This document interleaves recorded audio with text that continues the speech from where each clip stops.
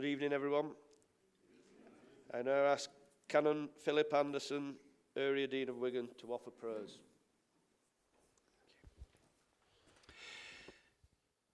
We ask the blessing of God on this meeting, on all the people of Wigan. We ask for a spirit of humility and good listening in this room tonight. We pray for those who are anxious this evening across our town. We pray for the work of the Director of Public Health and all neighbours in the coming weeks and months, that we would care for one another. And so we pray in the words Christ taught. Our Father who art in heaven, hallowed be thy name. Thy kingdom come, our will be done, on earth as it is in heaven. Give us this day our daily bread, and forgive us our trespasses, as we forgive those who trespass against us.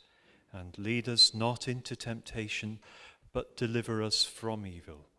For thine is the kingdom, the power, and the glory, forever and ever.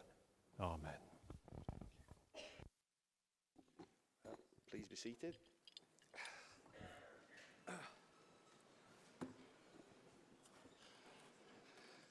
Can I remind members of the need to respect each other, and I will continue to chair these meetings fairly and to show impartiality. Likewise, members of the public are welcome, but should be aware that they should not interrupt the proceedings, as disruption may result in removal from the public gallery. As this is the budget meeting and one of the most important meetings of the year, we need to give it our full concentration, as we owe this to our residents when setting the council tax. All group leaders have been offered separate briefings about the budget. The rules of conduct for the meeting are being circulated in advance of the meeting, and copies are on your seats. Do we have any apologies for absence?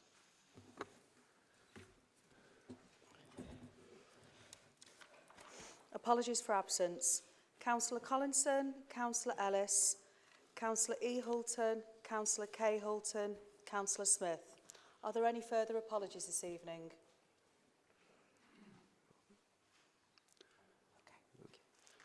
I will move the acceptance of these as a correct record. Leader.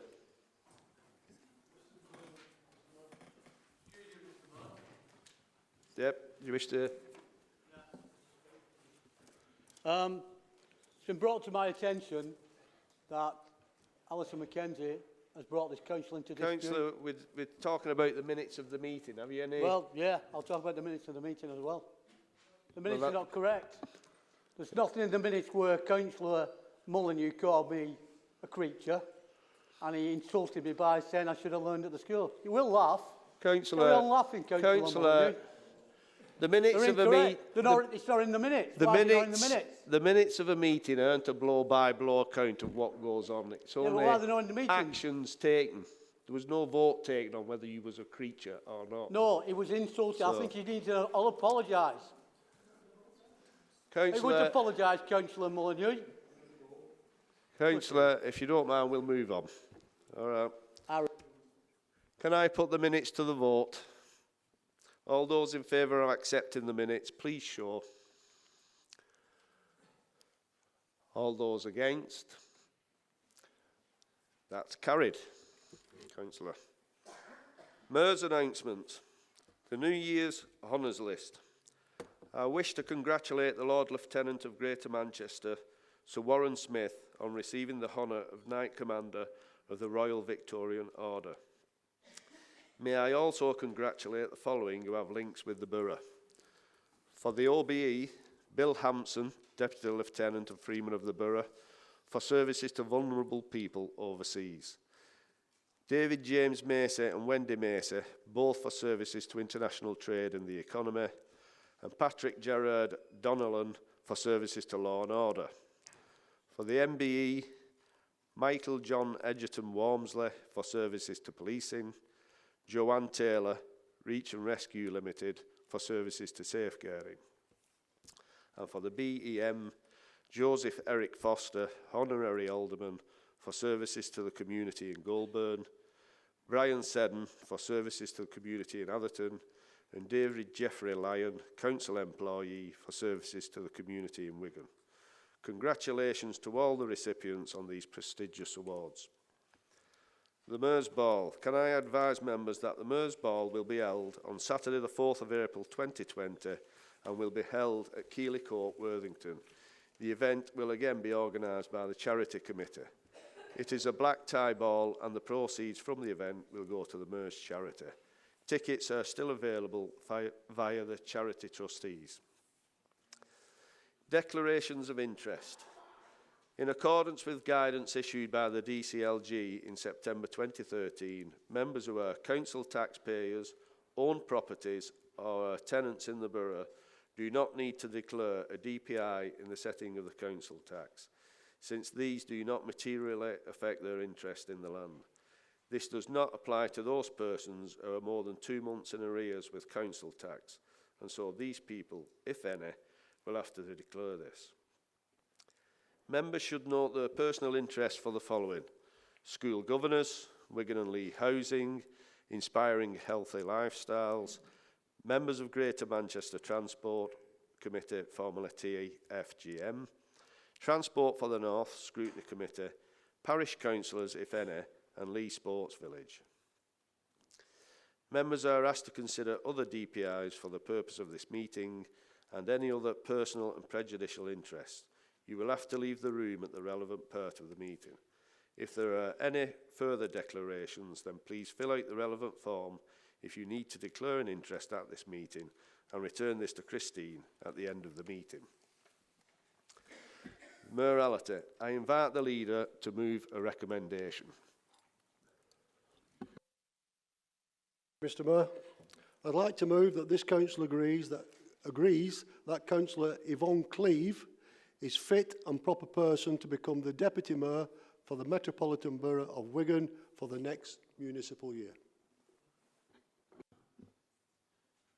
Do any other members wish to contribute? I don't have a second. No. Okay. All those in favour of Councillor Cleave being nominated as Deputy Mayor for 2020-21?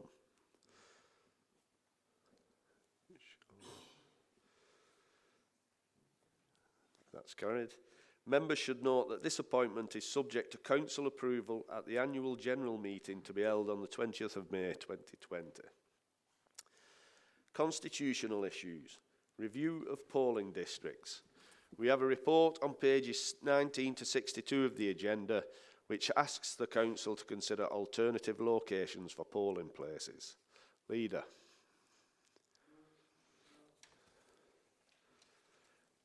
Are the recommendations seconded? Do any other members wish to contribute? Councillor Grundy. Thank you, Mr. Mayor. I do welcome this report. I did make some recommendations as regarding the changes to polling districts in my ward of Lowton East. I am delighted they have been adopted.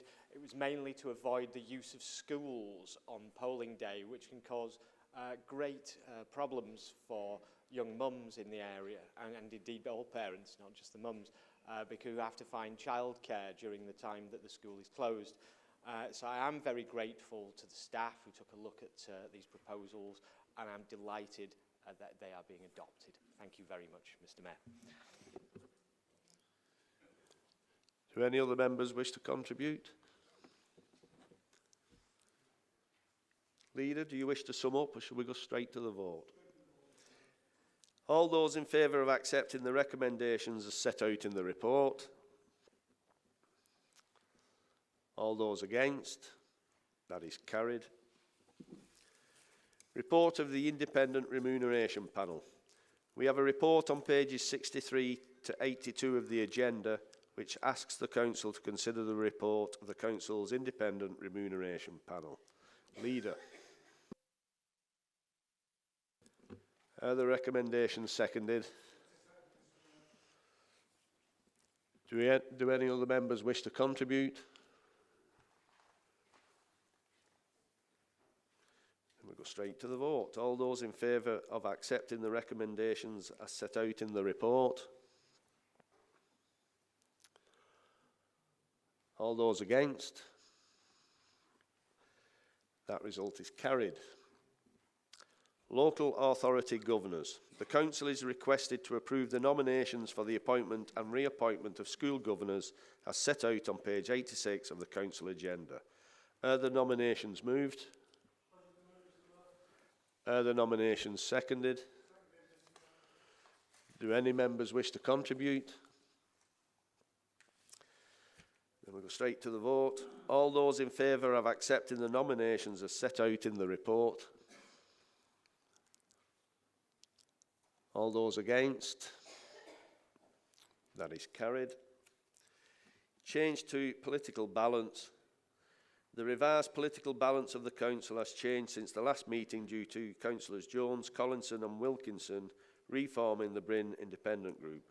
This has little effect on the committee places, and as such it is intended that committee replaces remain the same. This item is for information only. Change to the membership of the Councillor Services Group. The Conservative Group have requested that Councillor Grundy be replaced on the Councillor Services Group by Councillor Winstanley. This item is for information only. Policy and Budget Framework. Revenue and Capital Budget Framework and Council Tax Setting.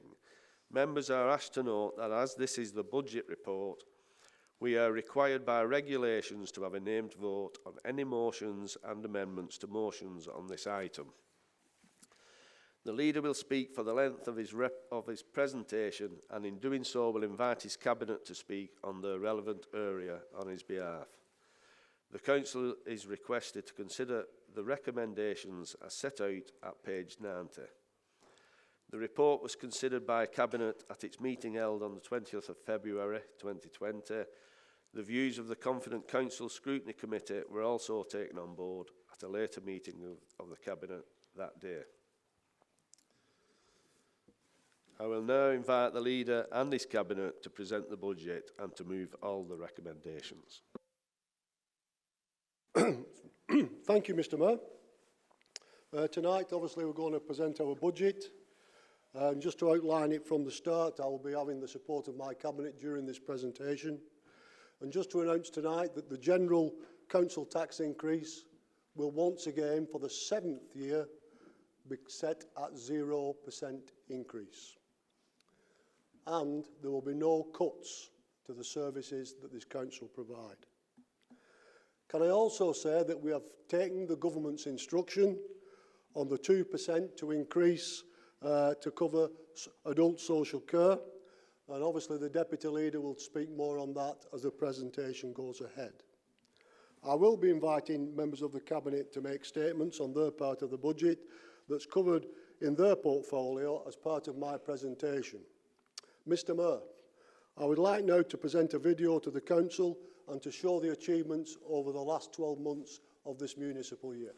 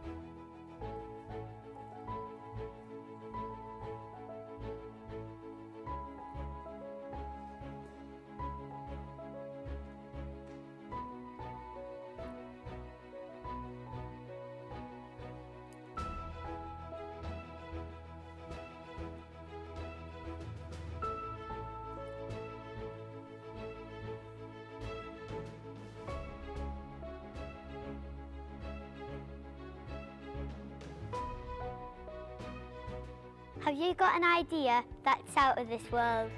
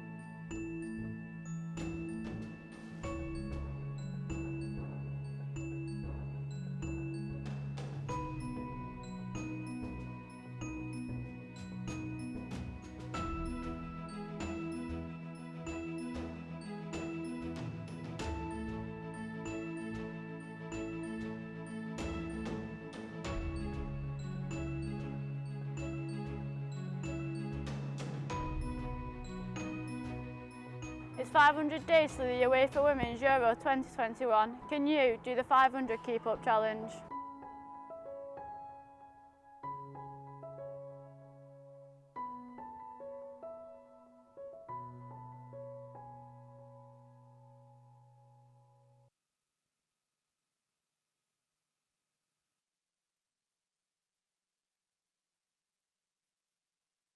A tremendous 12 months.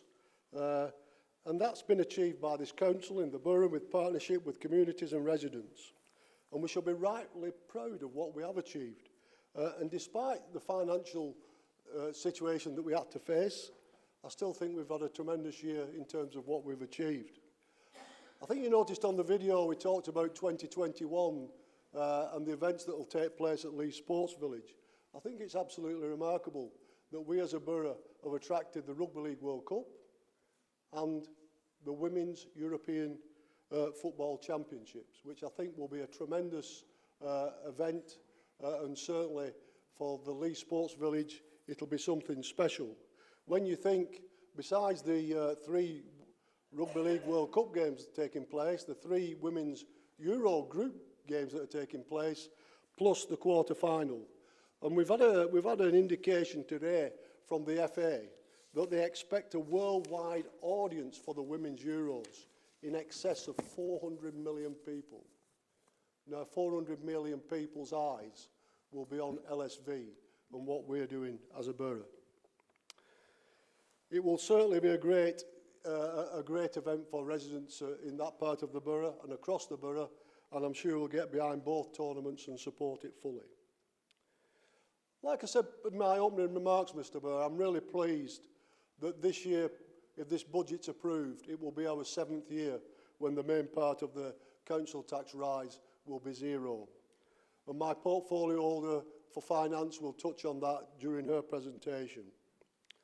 We also saw the introduction of free car parking in our town centres on Saturday and Sundays. And I'm very proud to say that is part of our budget to carry that on, certainly within the next 12 months and beyond, I hope. And I'm sure that will be a boost to our town centres and the traders who work within our town centres. We've had some really great events over the year, which you've seen from the video, including the Armed Forces Day, the Frost Festival in Wigan and Leigh, and the Fire Within exhibition that was started in the galleries. And we've certainly seen a massive increase in footfall in terms of the attraction of the Fire Within. And certainly young people have been very much engaged in terms of what we are delivering.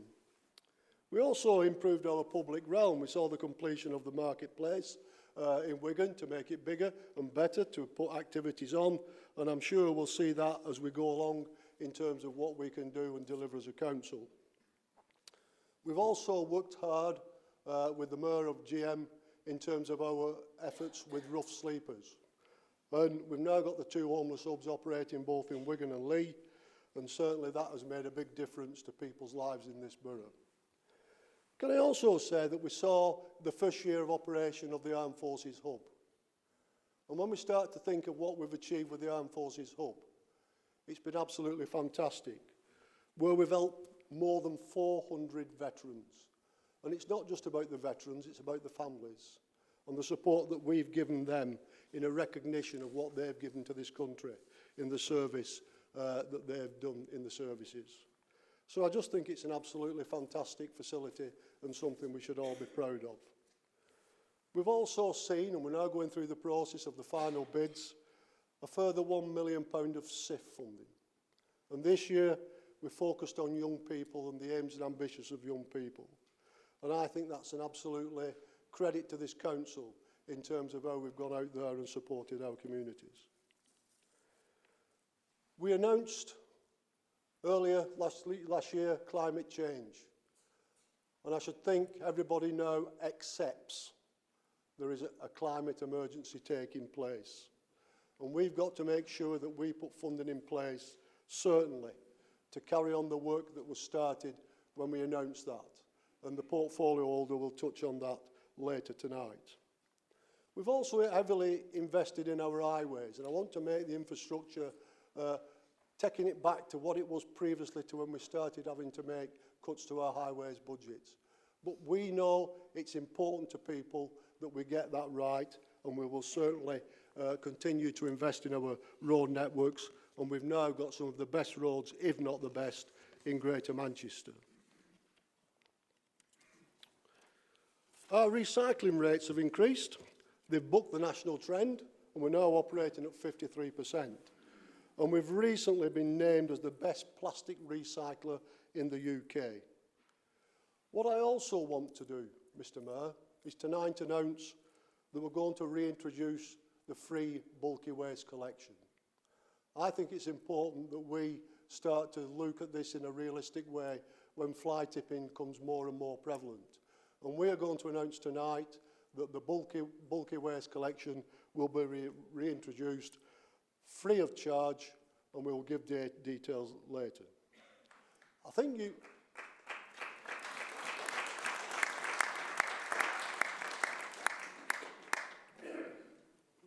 we all should remember again that we got the Councillor of the Year. We still are the Councillor of the Year, I think, up to the end of this month. And that was because it was a testament of the dedication of our staff. It's not about me, it's not about you, it's about our staff as well, and the efforts that go in, week out, day after day, in support of the people of this borough.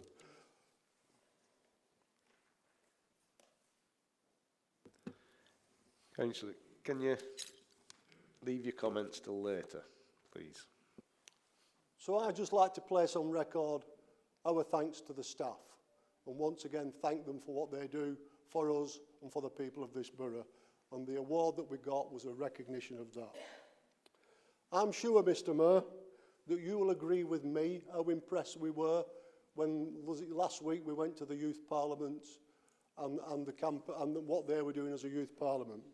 And what I would like to announce tonight, I was so impressed with what the youth parliament do in this borough, that I'd like to allocate £10,000 of funding towards the issues and initiatives that those young people are doing. And certainly for 2020, that will support that. And I think when we went out to the big listening event, the people who got most engaged were the young people. They are a voice that you need to be listening to. They are not citizens of tomorrow, they are citizens of today. And therefore, I want to support the Youth Parliament in what they are doing. Work is well underway in the renovation of Lee Town Hall. And we will create a new home for our archives, new museum, exhibition space and a public research room. And the building will reopen again this summer. And I think that's something that the people of Lee have longed for in terms of what we want to achieve there. We've also seen success in gaining funding from the Heritage Action Zone funds. And we've now got a total of 3.5 million that's going to be invested in zones in King Street in Wigan and in Tilsley. And I think that goes down to the fact that my heritage champion certainly campaigns about the heritage on a regular basis, and he'll probably touch on that tonight. We also recognised, through our stars in Belief Square, we recognised two of our local legends, that being Sean Wayne, who's recently been named as the England Rugby League manager, and Martin Ainscough for the charity work that he does for the people of this borough and beyond. International Women's Day will be celebrated this weekend.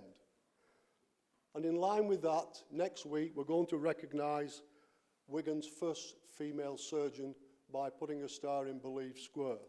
And Kate Fussell will be recognised for the significant efforts that she's put in on behalf of the people of this borough while working at Wigan Infirmary. We must also remember and take our hats off to our adult social reablement service. Eastside Care Home, our supported living services, were recognised as outstanding by the CQC. It was on the video today, Robin Park Gym, state of the art. And it's all part of a 3.5 million makeover of that site. We also reopened Ingley Pool. And thanks to the council and Inspiring Lifestyles, that is now operating and serving the people of Hindley. We also had, and your suit proves that, Mr Mayor, it's a pity you couldn't wear it tonight, we had a wonderful Pride event. And I don't know how the next Mayor will follow that, but I will leave it in his capable hands. But it certainly was a benefit to the borough and the business of the borough. The amount of people who got involved in that and the attendance in the town centre that day was absolutely superb. We touched on it in the report about our town campaign and how much we'd allocated and how much work we want to do. And now all the work's been done on that and the work can start in delivering that in our 14 district centres. But I want to extend it beyond that, Mr Mayor, because there'll be some parts of the borough feel they've been left out. And I want to make sure that we now do an audit of all the other centres that fall outside of the district centres and the impact that could make certainly to all the communities and wards that we represent. And that is what we're going to do this year.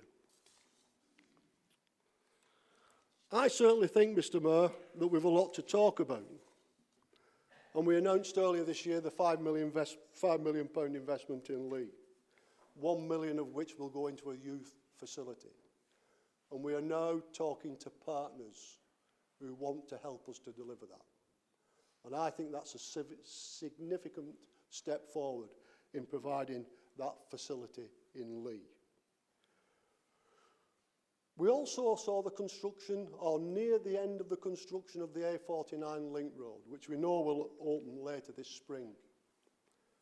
We also expect the M58 link road to start. And that will be something else that will significantly improve the mobility and the connectivity across this borough. And you'll be pleased to know, Mr Mayor, that our life expectancy has gone up. I feel better every time I get this, that I'm going to live that little bit longer. Women's life expectancy has increased by 20 months, but guys, ours has increased by 26, which exceeds the performance of our geographical neighbours. That has just been an overview of where we've gone to, and obviously there'll be more achievements to talk about in the busy year ahead. What I would like to announce also, because I think it's important to all members in this room who go out there representing the communities and do the best for the communities. I want to announce that we are going to increase Brighter Borough funding.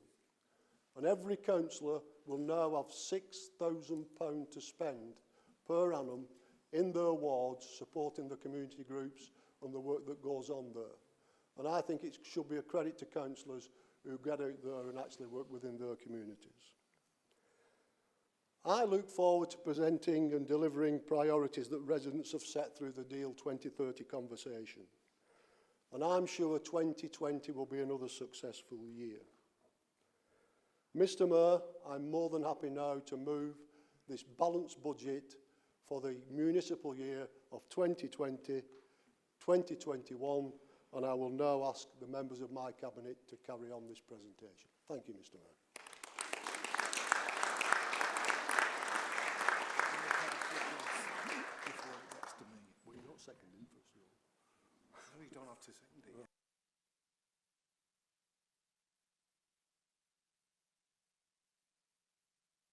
Present another balanced, financially prudent and a robust budget for 2020-2021. This budget is not a mere number-crunching exercise. It is clearly a budget to protect families across Wigan, a budget for our communities, schools, children, our elderly, and the environment we live in. This budget demonstrates our year-on-year resolve and commitment to the very people who've put us in this chamber. I am proud to say that Wigan has the lowest council tax in Greater Manchester, Merseyside, Lancashire, and Cheshire, and we aspire to keep it the lowest for as long as possible.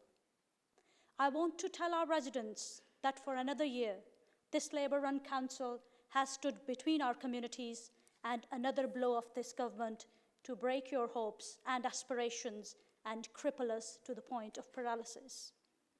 We remain defiant and refuse to dish out excuses for government's failures to our residents. Mr Mayor, let me bring it home to all of you. Wigan is 15% cheaper than our neighbour Bolton and about 20% cheaper than Cheshire East and West in council tax. While our neighbours, left, right and centre, not only have increased their general council tax, but have also slashed their frontline services. And even worse, used their reserves to balance their books. While most of the councils across the country paint a picture of doom, gloom and desperation, we remain financially stable and buoyant. Mr. Mayor, Wigan is one of the worst hit local authorities in the country. And despite making 141 million cuts so far, we remain in a position of fiscal resilience. We will not balance the budget, but by what's left in our residents' pockets for another meal for their kids, another month of heating for an elderly, and one more rent payment to keep a roof over someone's head. It is not a secret that local authorities have been meandering this risky path for a decade now, waiting for one yearly funding to trickle down and drip-fed into a crumbling system. This uncertainty is making the local government unstable and unable to plan. But if this government doesn't change the local government funding, local authorities remain crippled and forced to make further cuts, leaving our public in lurch. Mr. Mayor, let me bring this dire picture to life. Last week, the findings of the Marmot report into health inequalities was published, and it did what people said it would do. Austerity blamed for the life expectancy stalling for the first time in century.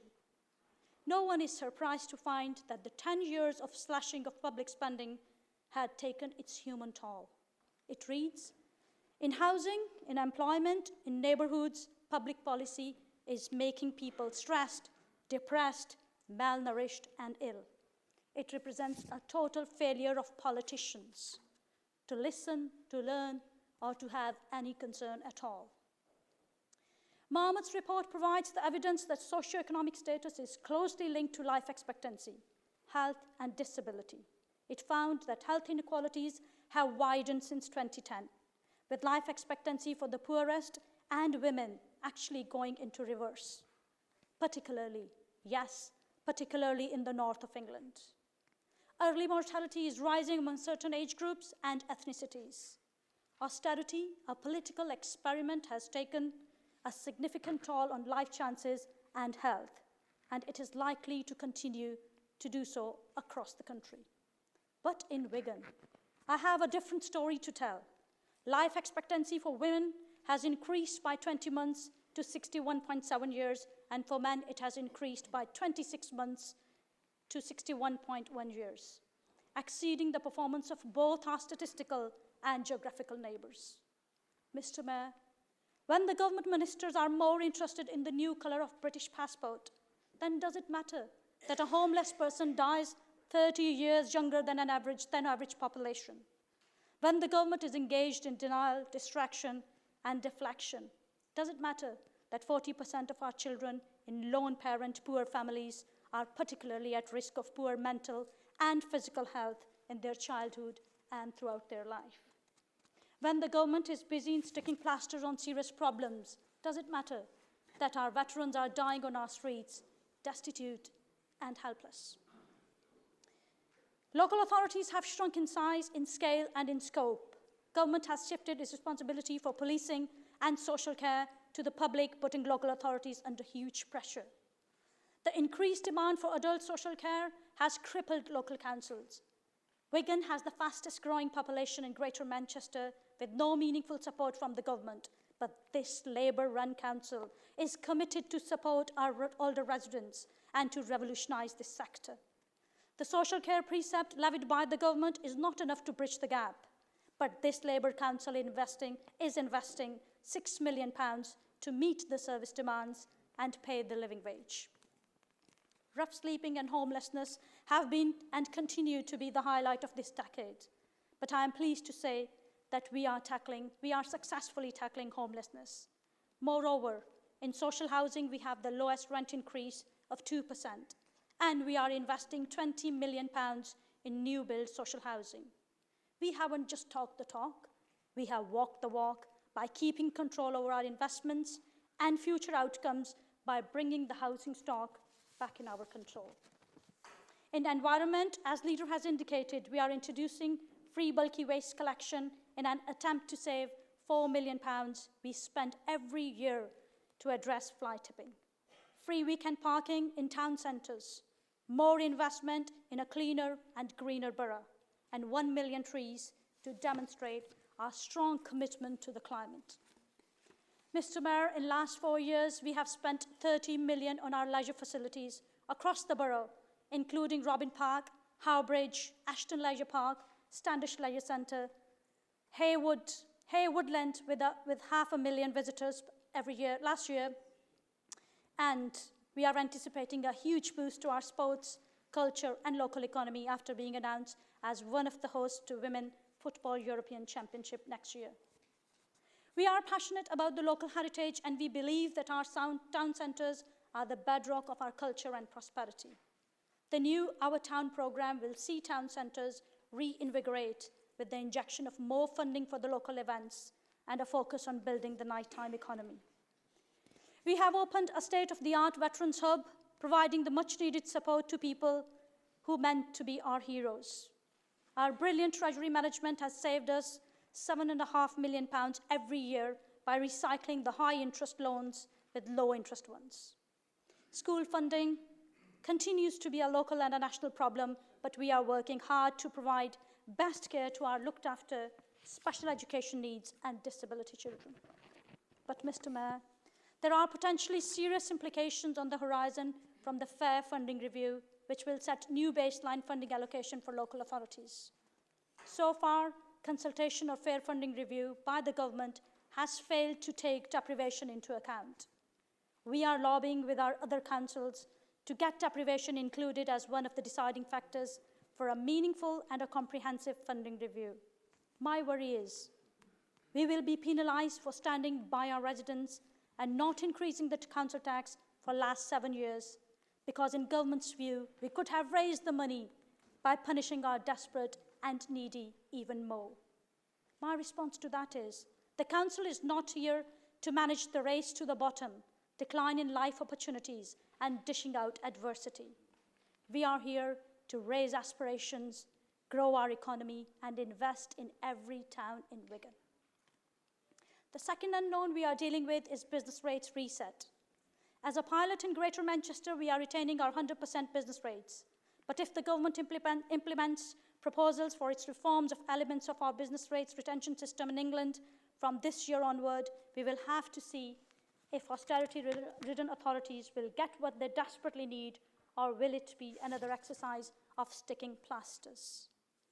By being proactive, making tough decisions, and making corporate efficiencies earlier on, Wigan has succeeded to buck the trend and managed to work in the most innovative and efficient ways with our residents, community groups, charities, and other partners. Mr. Mayor, the tale of cuts and austerity has been told again and again. But what I would like to highlight today is the way our communities are fighting back.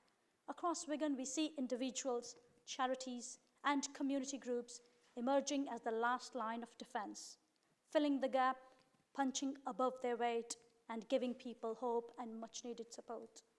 Our selfless volunteers doing wonders, from litter picks to food banks to dementia cafes, from addressing social isolation to creating safe spaces for our very needy. And I would like to thank our volunteers, community groups, charities, and partners for working with us. And finally, I would like to thank our leader, Councillor Molyneux, officers Paul McCavitt, Tony Clark, Jane Green, and the wider Wigan team for the great work they do every day. Mr. Mayor, I commend this budget to the Council. Thank you.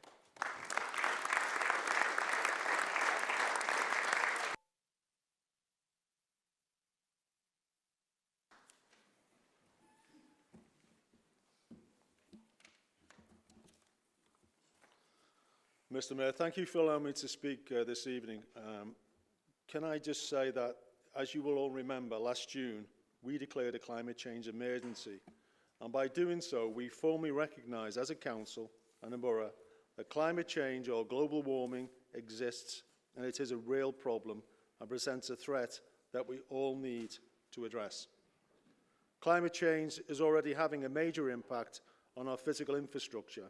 That's nationally, regionally and locally here in Wigan Borough. One of the main causes of climate change is the negative impact of carbon emissions into the atmosphere, with the main contributors being diesel and petrol fuel vehicles, domestic heating systems, industrial and commercial processes. And if we needed any further proof that climate change, we only need to look at the most recent extreme weather patterns we have all been experiencing across the country and within our borough. Increases in flooding, fallen trees, property damage and general misery and concern. As part of the Deal 2030, we consulted with over 6,000 residents across the borough, and one of the main issues raised, and I have to say predominantly raised, by young people was the issue of global warming. And the question that they put to us was very clear. They asked us, as a council, what are you going to do about it? Our response as leaders and individuals to that question will be contained within our climate change strategy. The issues are complex and they will take time and resources to implement appropriate solutions. However, it should be recognised, it must be recognised, that the Council alone cannot solve this problem, for we are all in this issue together, and it will need decisive action from all sectors of the borough, regionally and by central government, more importantly by all of us as individuals. I truly believe that behavioural change will be the key driver helping us to tackle climate change. Nevertheless, we will be bold, we will be ambitious, and we will be determined in our approach to dealing with climate change. Why? Well, to be honest about it, because we don't have any other choice, and we need to meet this challenge now, and we need to meet it head on. Since we declared our climate emergency in July last year, we made a lot of progress in laying sound foundations for the launch and then the implementation of our ambitious climate change strategy. That is right for our borough. But we have also been working very closely with our colleagues in Greater Manchester to establish the regional position which aligns and supports our own climate change strategy. I am pleased to announce this evening that we do now have a draft climate change strategy and that will formally be launched at our first ever climate change conference, which will be held in June of this year. Leading up to the conference, we will be undertaking a number of climate change conversations, events, to get further feedback from our residents, our young people, businesses and other interested parties. Officers have been working really hard and creatively to produce our strategy. The headline targets set out in our strategy will see the Council become net carbon neutral by 2038, or sooner if we can do that. Fully air quality compliant by 2025, and we will be recycling 65% of our municipal waste by the year 2030. We have also started to implement a number of actions that aim to improve our local environment and to combat the impacts of climate change. These include greening the borough. What that means is that initially we'll be planting 1 million trees across the borough over the next 10 years, which will effectively double the borough's tree canopy from 18 to 36%. We all understand, I hope, the importance of trees in combating carbon emissions. We are also developing plans to help naturalise the borough where appropriate, to help protect our natural habitat and to encourage bees and other pollinators. We will use planning policy and legislation to ensure new builds are as carbon neutral as possible and that we deliver biodiversity net gain. Carbon reduction, we have invested in our street lighting infrastructure, and by doing so we have removed 3,400 tonnes of carbon from our footprint each year. We have installed 1,500 solar panels on properties within our housing stock helping to reduce the impacts of fuel poverty. We have also invested over £8 million in loft and cavity wall installation, helping to reduce heating costs and to significantly reduce the carbon footprint of our 22 houses in our housing stock. Transport, we have invested £3 million for 20 refuse collection vehicles, which are now ultra-low emission. Also, we plan to invest a further £5 million into greening the council's fleet. In addition, we have invested £2 million into our walking and cycling network to encourage sustainable travel and to address the issue of over-reliance on cars. This will be with a further £4 million to be spent in this coming year alone. Air quality, we have been working closely with TFGM on the development of a GM Clean Air Plan, which supports our own clean air ambitions for the borough. We have now employed our own dedicated air quality officer, who has been working very closely with a number of schools to develop our anti-idling campaign and generally raise the profile of the issues of air pollution, as air pollution contributes to at least 1,200 deaths in this region each year. I'd like to take the opportunity to announce this evening as well that we will have a further 30 twin electric vehicle charging points which will be installed within the borough in the coming year, which will give us a respectable total of 48 across the borough. Waste management. Our residents are now recycling more, recycling right, more than ever, with the borough's recycling performance increasing from 42 to 57% and ensuring less waste is going into landfill. However, as we referred to before, we want to improve our recycling rates even further and aim for at least a 60% of our waste recycling by 2025 and 65% by 2030.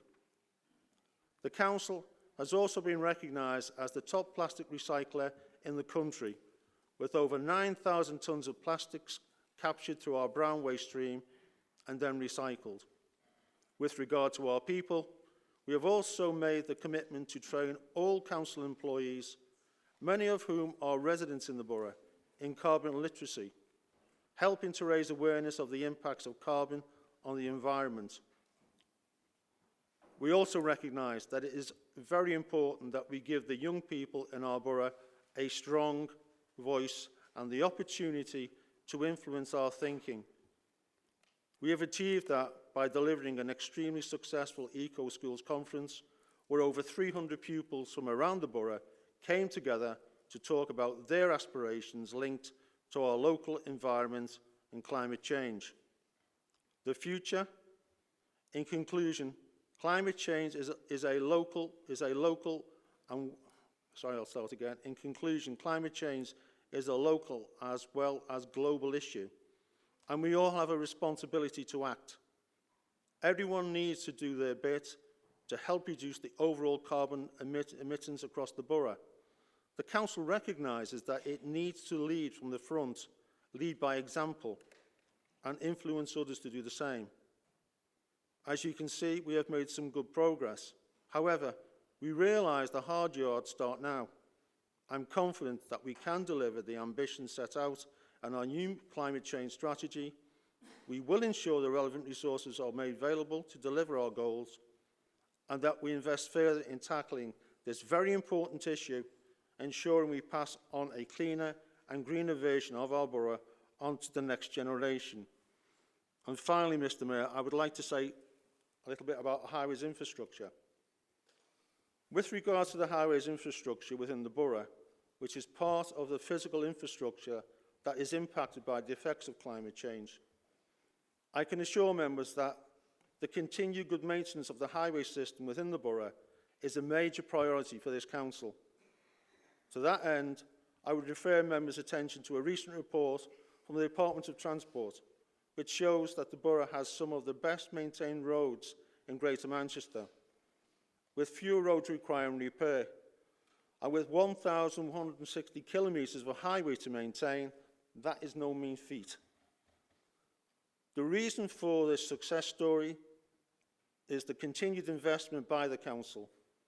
Indeed, over the last financial year, the Council has invested £4.4 million on 75 resurfacing schemes, and it consistently carrying out proactive repairs to our carriageways. These works are being carried out by our dedicated highways teams.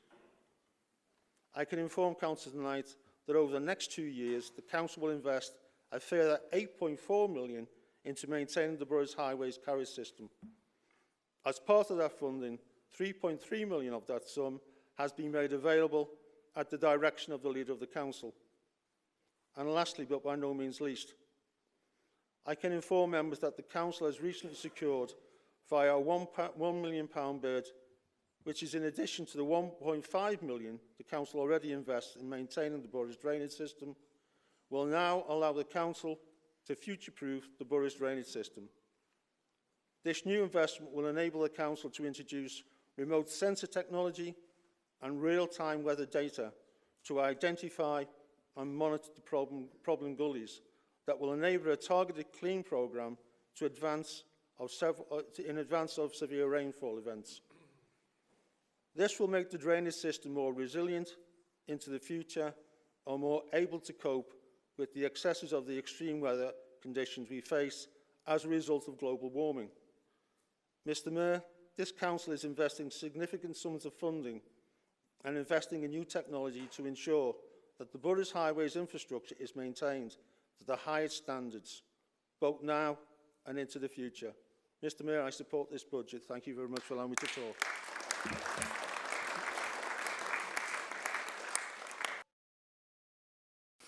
Thank you, Mr. Mayor, for allowing me to speak. I just want to touch on a few issues, probably not got as much as Paul's got there, but SIF, just wanted to give people a bit of background on SIF. This year we'll have invested 12 million in our communities, creating over 700 groups and in the region of 1,100 volunteers, making a real difference in our communities. The leader's already mentioned about the future and working with young people in schools. And I've got to say, really, because the leader didn't really go into in detail, that doesn't really eliminate everything. What we looked at here was a collaboration. So it was communities, schools, you name it, it was everybody. So nobody was omitted from this option. And I've got to say, and maybe this wouldn't be good for my political career, when the leader announced it last year, I was a bit dubious on this, and I didn't know it was going to work. So I'm glad to announce that I was proved wrong for a couple of issues. One, it probably keeps me on the cabinet. And two, that it's really worked successfully. With over 110 big bids coming in and 97 small bids, we've got bids within a region of 6.5 million, which is a real dilemma for us, seeing as we've only got £1 million worth of budget. So if the leader can actually give us a couple of more million, we might be able to do something. But on a serious note, when we do the sieving process of looking at it, what we don't do is eliminate anybody out of that, is because we look at external funding, how they can collaborate with other groups, how it fits in with the things that we do, and downsizes some of it. So it's actually not really a no for a lot of people unless it really doesn't fit with our priorities. What I want to give is just a couple of examples of the bids that have come in. And actually, I can't go into major detail because these people, it's not been kind of put through. Suicide prevention for young people. There's a project going forward with that, which I think it touches everything that we've said in this chamber for many years. Training for young people in life skills, life-saving skills, should I say. Again, really important, and things that came through from the 2030 project. Funding for early years workshops that will enhance school readiness, which I know Councillor Bullen's done a lot of work on that, and actually it's something that fits. And something that came up which really resonated about something that we've been looking at and really ticked the boxes. Creating a dementia garden, and people might say, oh, great. This was primary school working with all the people in the community to work together on this so they could actually connect. So I think it really does that, and it makes that really. A couple which have probably been in the news recently. One is the Greater Manchester Fire and Rescue, the visit that could save a life. And I've got to commend Councillor Harding for his work on this. He's done a lot of work on this one, and that's one that we put through early doors because we had to kind of fit that target. So it's really good that. The other one is Kids on the Move, which we're looking at sessions of 3- and 4-year-olds for development and physical activities. Really, really important one that we think again. Want to just touch on slightly on culture. The leader has already touched on the fire within. Really successful with over 40,000 visitors, making a real difference in a shopping centre that was boarded up, making a real difference in the region and nationally, that people are looking at this, of how this can change in the future of what we do. Also got to mention the Turnpike Centre and the work that Ellen Stark has done there, really resonated that area, and really the visitors are increasing fourfold there. I've got to mention the Fire Within today. We've done a project with my colleagues where we brought about 130 kids into the Fire Within. We had Jenny Meadows in there speaking, the Wigan runner, and doing some real work. We funded that through Brattleboro. We think it's been really successful. The response from the kids is unbelievable. They thought they'd never seen nothing like it, and the teachers and parents who came along as well. So really, really good exercise today to prove to other people. And with the increase that the leader mentioned, maybe it's something other councillors could look at. Just turning on to Brattleboro, and Brattleboro, the increase that the leader spoke gives councillors the opportunity to make a real difference in their communities. And since this was introduced by this Labour Council, we've actually put into the communities through councillors of all political persuasions 10.5 million in that region since this was introduced, making a real difference in our communities. And I've got to just touch on a couple of things to announce that we are going to carry on funding the In Bloom project, and we're also going to be funding the gardening competition, which is really important. There's a lot of community people work on that, and we're going to really try and increase that to reach out more people in the borough. So we've got the team working on that. Brattleboro and SIF, we are the only council in the country who has these initiatives, because we took the big decision years ago to do this, and for other councils who've actually said it to me, people might pinch the deal idea. It's too late for them because they can't get the funding to do that anymore because they've not actually got the infrastructure. I think the leader touched, and a couple of other people have touched on the staff. Our staff are our biggest asset. And we was at the awards on Friday, and the work that the staff do out and about, over and beyond, is it resonates in Wigan, because they make the big difference. And you speak to them and it's more than a job. It's actually really dedicated to what they do, to improving the lives of people in this borough. I'm sure they could get work elsewhere for probably more money, but they really enjoy working at Wigan and making that difference. I've got to pay credit as well to Wigan Athletic Community Trust. I didn't want to really single any groups out, but Wigan Athletic Community Trust have made a real difference in this borough since we started SIF and even before that. Wigan Athletic Community, and the leaders, there's massive work with these people. They're the only community club outside of the Premier League who still gets Premier League money because they're so successful, and they do it all over the borough. And they've just been named Community Club of the Year for the North West yet again. And that's a real thing for us, that we actually work in real partnership with them. Finally, Terry's going to follow me on here. And what I want to do, I want to thank Terry for the work that we've done together, is bringing the integration of housing and TP together. It's not been easy at sometimes, but it's really working now, and people actually resonate with all the community and doing that. So a big thanks to everybody, all the staff who's worked in communities and all through the SDFs. Real credit to them people, and real making a difference. And I'll hand over to Terry. Thank you.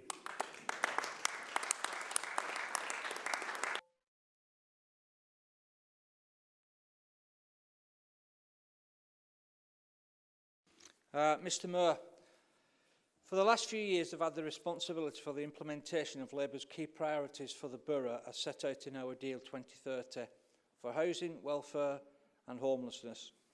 And I'd like to take this opportunity to outline what some of these are and have been.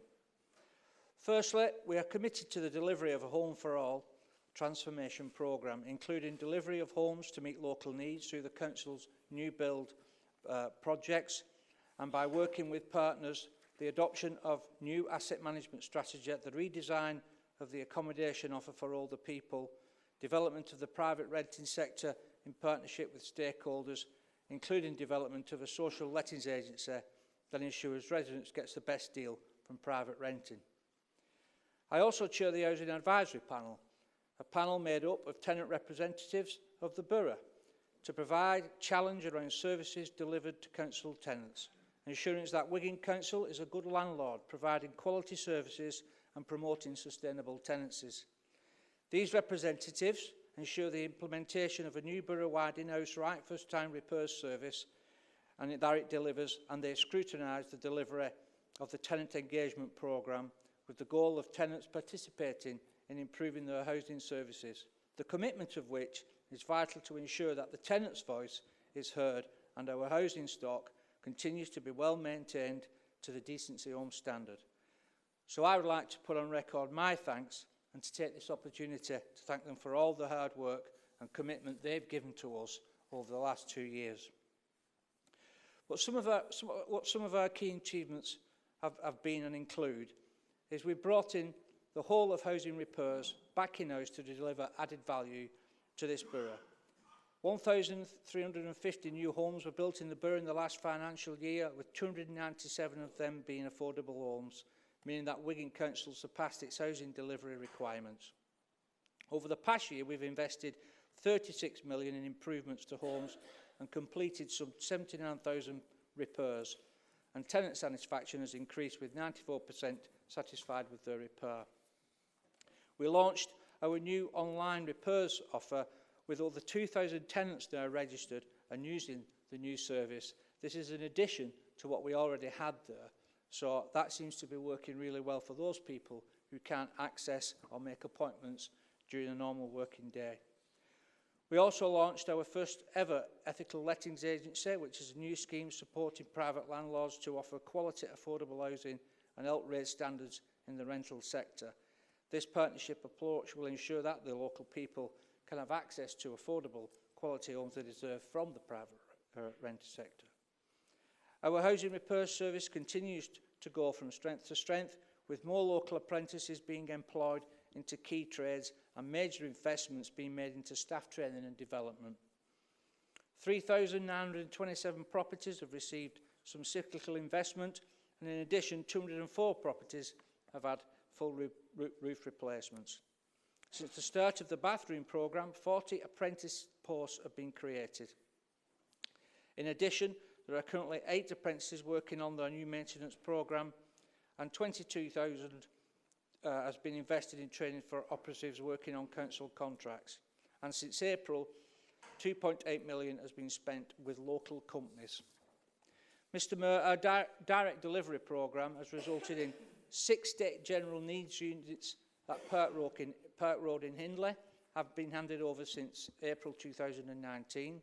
A further 113 units comprising general needs and special housing will hand over after April 2020. A further 177 specialist and general needs units will start up on site in 2020. We launched our new contractor framework, split between general needs and specialist schemes, with each category split into 3 valuation lots to give smaller contractors in the borough more opportunity to bid for council new build contracts. The framework contains a number of requirements to help build community well through the programme. The framework was launched at a Meet the Buyer event where 35 local suppliers were invited to attend to make contacts with the contractors on the framework. And there's a couple of case studies to show you how some of that framework, what will actually mean locally. So to date, we have procured contractors for 3 of the schemes that will start on site after April through the new framework, and these will create some of the following social value. So, for example, the Brackley at Little Lane, there's 2 modern apprenticeships undertaken with recognised MVQ courses, 8 work experience placements with Wigan-based colleges and agencies, 100% of subcontractor opportunities offered to companies within 25 miles of this site, 100% of plant and building material supply opportunities offered to companies within 25 miles, deliver a legacy of support through the project through volunteering, undertake school support programmes and career event at Wigan and Lee College. At Sandalwood Drive in Wigan, the Phase 1 development, there will be 65 new homes for the elderly. That will result in something like 9 apprentices, 33 work experience placements, 100% of contractors within the 25 mile and the same for plant hire. We'll host a Meet the Builder event for local businesses to attend, and the Community Legacy Support Project, including 40 hours of volunteering, £100,000 towards a digital inclusion project, and participating in school programmes. Wharfdale in Lee, 7 apprentices, 28 work experience placements, 80% of local labour on site, 100% of subcontractors within the 25-mile, work on council positive news articles and 1 community legacy support, again with 40 hours, and another £1,000 towards a digital project. Indeed, our estate regeneration programme doesn't stop there. Keepmoat, for example, have been secured for Worsley Mains to develop approximately 200 new homes on 5 sites throughout the estate, including 50 new affordable homes. The scheme will also develop a new local centre for the estate, and Keepmoat will undertake the following social value activity as part of the scheme: a targeted apprenticeship strategy to secure 14 apprentices, including 1 trade on site, 1 office-based apprentice and 4 subcontractor apprentices and 8 shared. 24 local people unemployed people will be supported into employment, 12 school site college visits, 4 school college workshops, 16 work experience places, supported a minimum of 4 seasonal events per year and support 1 community fun day per year.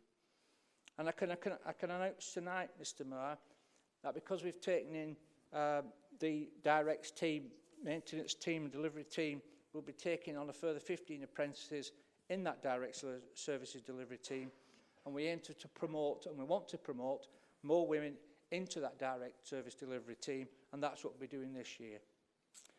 Partnership work in Murray is as important as anything else, as those that we do on our own. So we work closely with a range of partners to facilitate housing growth in the borough. As I've said earlier, 1,350 new homes were built and surpassing our target. We also work with our private developers to secure affordable homes through the planning process, and since April, 148 Section 106 units have been secured through this route. Indeed, we have just launched our new developers forum and are about to launch a new online developers hub which contains information to help smaller developers to find land and raise development finance, and a Wigan Town Centre prospectus aimed at residential development opportunities in the town centre. Now, Mr Mayor, we all know the devastating effect the government's austerity programme has had on our communities, families and vulnerable residents across the borough since 2010. That is why this Labour Council adopted a twin-track approach to helping people on welfare support services and those finding themselves homeless. They are, in essence, 2 sides of the same coin. Mr Mayor, the number of rough sleepers in Wigan Borough has reduced. The borough has seen the reductions in the numbers of those who are sleeping from 30 in 2017 to 17 in 2018 and 8 in November 2019. But we know we've got a lot more to do to eradicate this, and we'll continue to do that next year. But in the borough, there are now 2 hubs offering overnight accommodation to rough sleepers, and extra beds available at a 3rd location at St George's Church in Wigan through a bed every night scheme which was launched by the Mayor of Greater Manchester, Andy Burnham. We are unique in some respects in our offer of 2 overnight accommodation and support facilities in Wigan and Lee. By supporting the people in this way, we can hopefully prevent them from reaching a crisis point in the future, but we know there's a lot more to do. But it was a new, bold and ambitious approach to homelessness that follows the principles of public sector reform, and we've been recognised regionally and nationally for the work we're doing. The Council is also working with an organisation called Real Change to provide grants for around a dozen people a month through local charities. Through the Real Change campaign, residents can donate to help buy essential items for people in need. And by working with partner charities such as The Brick, it means people can be confident their donation is going towards things that count for people who have long-term support and can make the most of it. Our team, Mr Mayor, also lead the work to understand the impact of welfare reform and support residents through the changes and develop strategies that promote and support financial inclusion and fuel poverty strategy. And we have supported 2,227 residents so far this year at the crisis desks in our live centres, a measure that there's always people out there who actually need help. And also, indeed, we have ensured that the discretionary housing payments that go to some of our customers throughout the Wigan is on target, and we will fill our full allocation. We'll be sending no money back. So Mr Mayor, it would be remiss of me not to touch on heritage. As heritage champion for the borough, it would not be right if I didn't touch on some of the work that perhaps has not been recognised but has been going on. We want to promote heritage because we're all proud of it in all our different towns and our centres. But we are only a handful of authorities across the region who are developing a historic environment strategy for this borough. With a very small team and limited resources, we are developing that strategy that takes a pragmatic view of conservation in line with best practice as promoted by the IHBC and other institutions that promote building conservation. We are already seeing some of the benefits. We can see the improvements to Lee Town Hall, we can see the regeneration of Wigan Pier, and we are building on the Walgate THI Townscape Heritage Fund by securing the Heritage Action Dome bid for King Street, and indeed Tilsley got one as well. But also there's the day-to-day, the bread and butter initiatives that are starting to deal with enforcement in our conservation areas that are there to protect character of the street scene, and other initiatives that include the Article 4 directive implemented in parts of Swindon that will give us a greater say on the rise of HMOs in some of our conservation areas. Small but significant changes that actually make a difference to our street scene. Mr Mayor, our first ever historic environment strategy will lay the foundations for the pragmatic management and celebration of heritage sites across the borough, protect the tone and grain of our streets and secure the vistas and views for the future generations to come. But during the next 12 months, Mr Mayor, this Labour Council, through this portfolio, will continue to ensure the continued rollout of our repairs online offer to give greater tenant choice, a more convenient way of requesting housing repairs with an enhanced customer experience. Work with tenant reps to turn around our void properties as quickly as possible to support our drive to reduce housing waiting lists. Continue to deliver welfare rights advice and support to delivering income maximisation with our partners like CAB, Unify, The Brit, Compassion in Action, just to name a few, to alleviate indebtedness and incorporate health and well-being in digital inclusion. We're going to enhance an intervention and prevention collection regimes, including signposting to support help enable customers to meet their financial obligations so they don't get into debt. We're going to delivery of a further affordable homes via our direct delivery affordable homes programme and through our registered provider programmes. We're going to progress the regeneration of Whistler Mains and Sandalwood in Beach Hill, deliver the lift improvement programme for our residents in high-rise blocks and schools, further development of rehabilitation and support hubs and Bed for a Night initiatives, increase outreach and engagement and further enhance our day offer for the homeless service, increase the amount and range of supported accommodation available in the borough, continue to support the Real Change programme and increase our support for those who need it most. Colleagues, I think this is a budget that invests in our communities, supports the vulnerable, promotes apprentices, job opportunities, local businesses and works collaboratively with our partners to promote growth and regeneration in this borough, and I urge you to support this tonight. Thank you very much.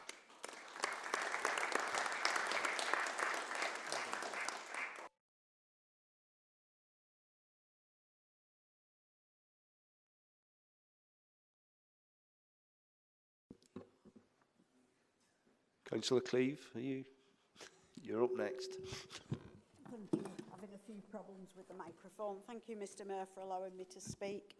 I'm not sure I'm going to follow on from our cabinet members, such amazing work that's been done through this Labour Council in the last year. But as my lead member role, I've been able to support the portfolios for economy in diversifying issues within our town and district centres to give people new reasons to visit them and spend time in them. Support the Our Town initiative to foster pride and build a sense of community in the borough's towns, celebrating the places and people that make the borough great. Take the recommendations and good practice set out in the GM Nighttime Economy Blueprint and lead the implementation of these as appropriate in the borough's town and district centres. Some of the key achievements we've had in the last 12 months. The Our Town campaign was launched in 2019 to show our commitment to creating vibrant town centres across the borough, ensuring they are places residents can enjoy during the day and during the night. We created the 600,000 Our Town Fund to make environmental improvements to our district centres in ways that have been identified by a priority as local residents through the Big Deal listening event. 12 district centres will get new cleaner, greener packages to tidy up the streets. Work will include new bins, new trees, flower planters, road improvements and a deep clean, among others. As the leader commented before, audits are now to be arranged for all the other wards who haven't benefited from our town, and the audits will start to begin.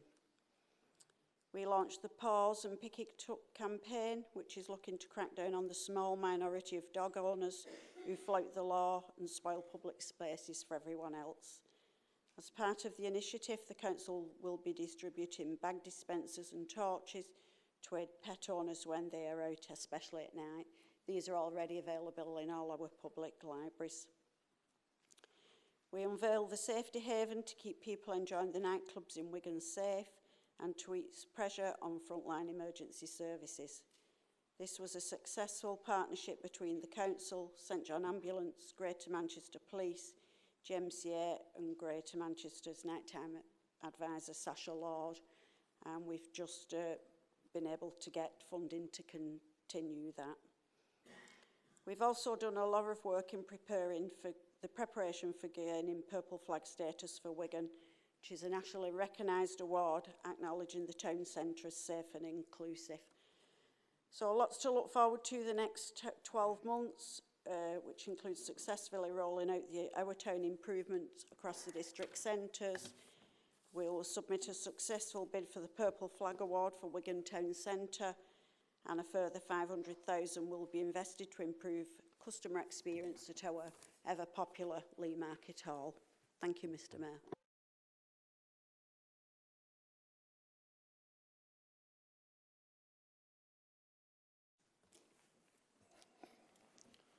Thank you, Mr Mayor.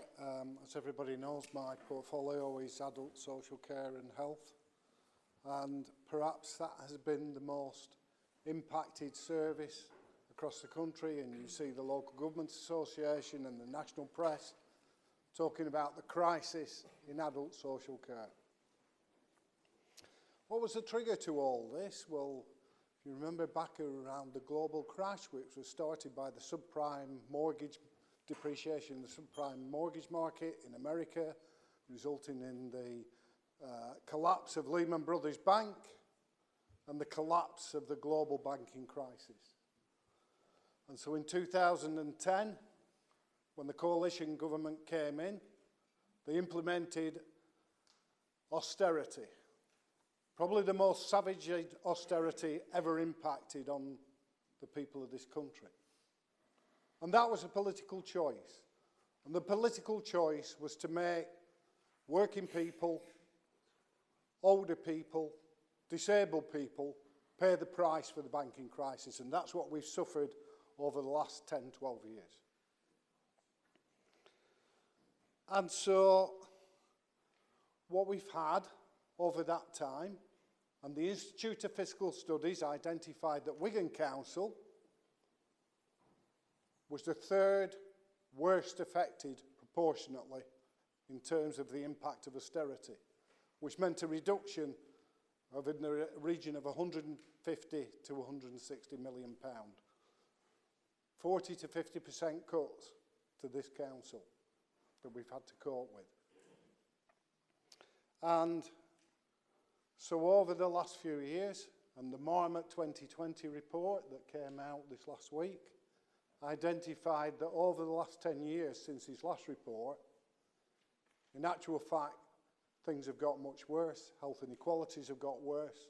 Life expectancy has got worse. There are more people, children living in poverty. And that's the situation we face, and that's the challenge that we face as a council for the people who live in this borough.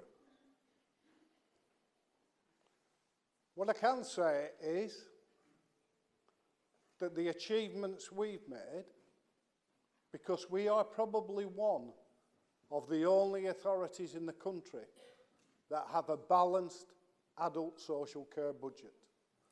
Many, many authorities are in deficit on adult social care, or using reserves to a great extent to prop up services, and are in real difficulties. And that's why you see a lot of the publicity that goes out is round the crisis in social care. So this council is in balance and has a balanced budget.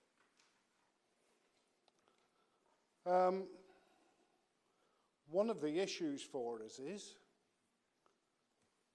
that everybody recognises that the funding of adult social care is in crisis. And the government, on 5 separate occasions, have promised to produce a green paper to address the issues of adult social care. I think since 2018, without 5 promises of a green paper that are still not arrived. And still, we don't know what the future is. Of course, the green paper would have to be followed by a white paper anyway, so actually we're in that situation.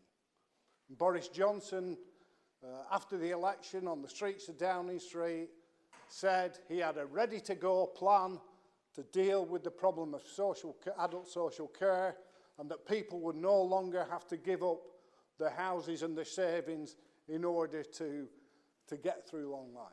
It turns out that this ready-to-go plan is actually a plan to start talking and thinking about a plan. And it could possibly take 5 years. In the meantime, what he does, and very good at, because many of the jobs in adult social care and health are minimum wage jobs and everything. He announces this great announcement that the minimum wage is increasing by 6.2%, and we welcome that. But of course he can do that because he doesn't pay it. He doesn't pay it, does he? So when he allows us or instructs us that we can increase our council tax with an adult social care precept of 2%, that is part of his way of addressing the problems in social care. What does that raise in Wigan, a 2% adult social care precept? It raises about £2.2 million. What is the cost to this council that Boris Johnson doesn't give us the money for, of the 6.2% rise in the minimum wage, which we welcome? That is going to cost this council £6.25 million. The payments we pay to providers and everything else, the cost to this council is £6.25 million because of the rise in the minimum wage. So he raises that, but he doesn't give us the money to pay for it. It allows us to levy a 2% charge, which raises £2.2 million. So there's a gap of about £4 million that this council has to absorb. And interestingly enough, like I say, a 2% rise in Wigan gives us about 2.2 million. A 2% rise in Surrey gives that council 24 million. Now, 85% of the properties in this borough are band A and B, or the lower banded council tax. So we have a low council tax base. The reason for the difference is Surrey, a lot of the property is in the higher bands, and so that raises the further money. But the other issue with that is, because most of the properties here are A and B, and because the income levels in Wigan are much lower than average, on an average basis than they are in Surrey, and the property values are greater in Surrey, Surrey have far more self-funders, people who can fund themselves because of their savings and benefits. Whereas in Wigan, there are very few self-funders, And so consequently, the council has to pay the fund of care for older people to a greater extent than Surrey. So not only does the 2% benefit the Tory Shire counties, it also impacts adversely on places like Wigan. So that's the impact of austerity on the people of this town. People who had to pay for the failings of the banks and the institutions that created the global crisis. So what have we achieved in Wigan to maintain a balanced budget? It's been said before by the leader, and I think by Councillor Rehman, about life expectancy. Nationally, life expectancy has declined by 2 months. Marmot identified that healthy life expectancy is decreasing for the first time in history of this country. In Wigan, life expectancy for women has increased and is now at the England national average.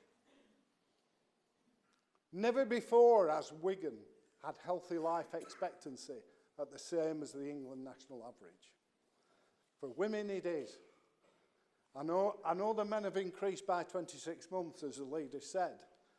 Unfortunately for men, we're still not quite at the England national average. So whilst women have hit the England national average, men haven't quite got there, although they're improving significantly. And that is in direct opposition to what's happening nationally. And when you look at neighbouring authorities like Bolton, St Helens, and our statistical neighbours, places like Wakefield, Rotherham, Sheffield, those places are also declining. So we've actually bucked the trend in improving the health and well-being of the people of this borough.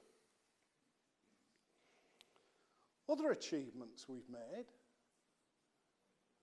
are the fact that despite all the financial challenges that adult social care faces,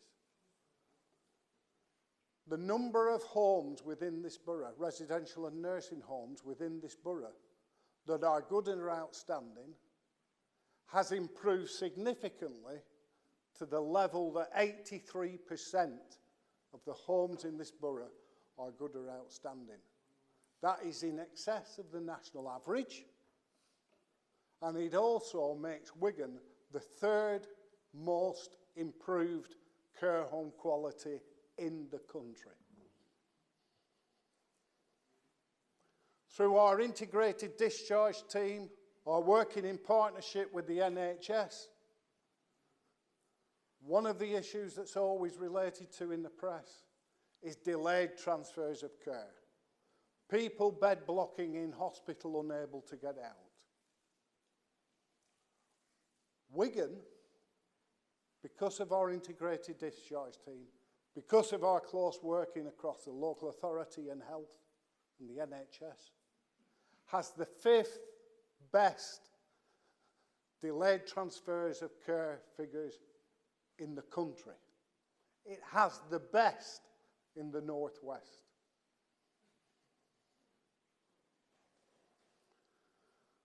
We have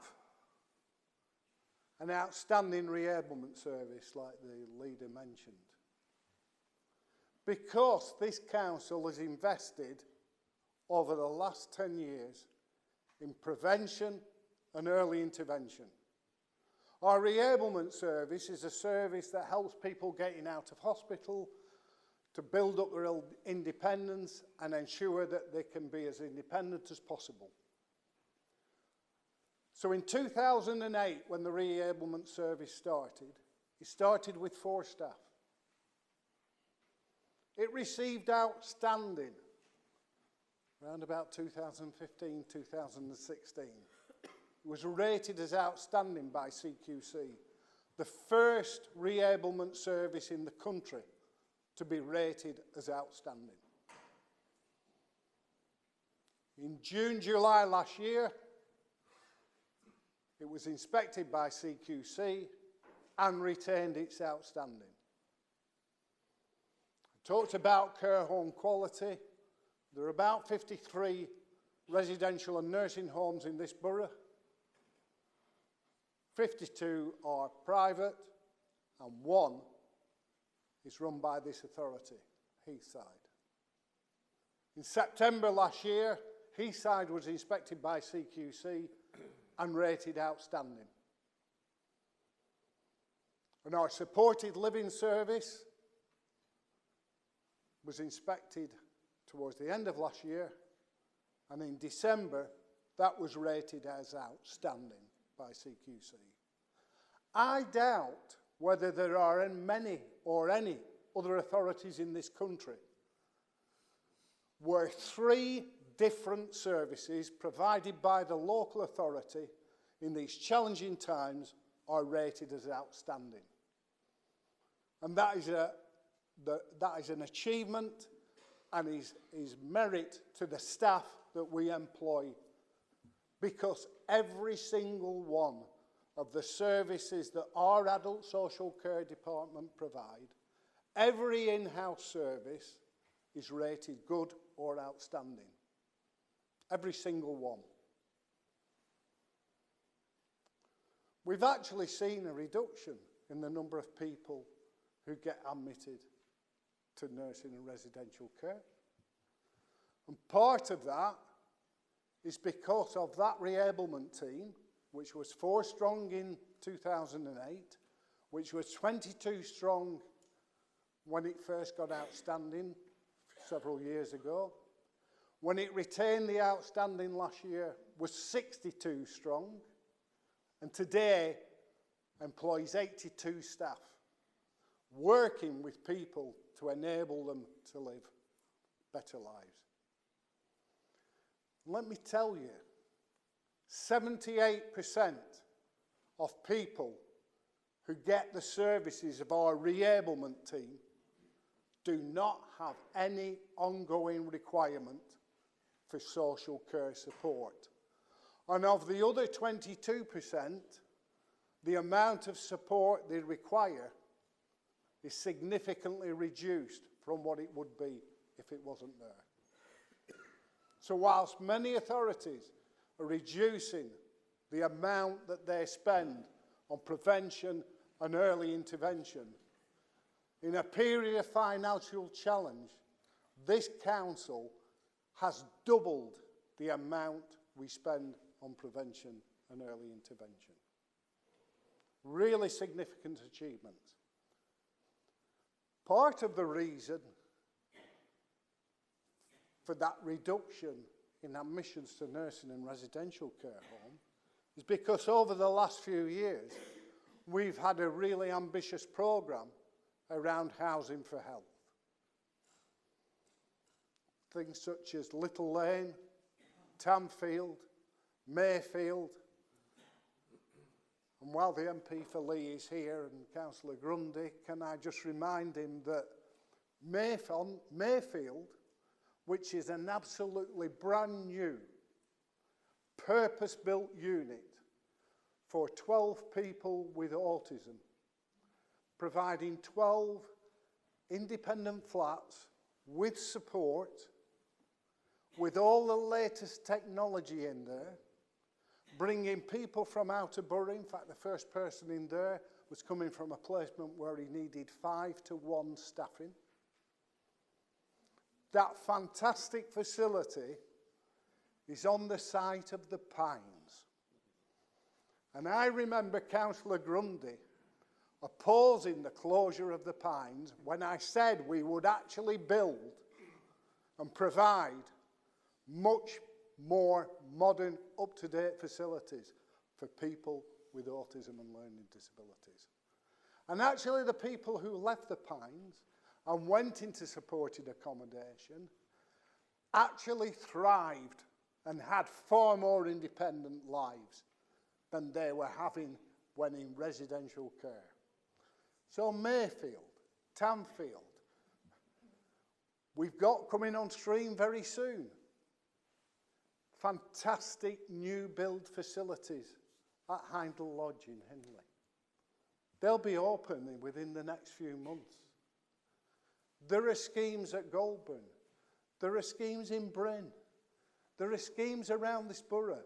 And it is our ambition to continue to provide housing with support for many of our people, to enable people to live as independent a life as possible, to give them choice and control over their lives. So what other achievements have there been over the last 12 months? We developed a programme of building up dementia-friendly communities.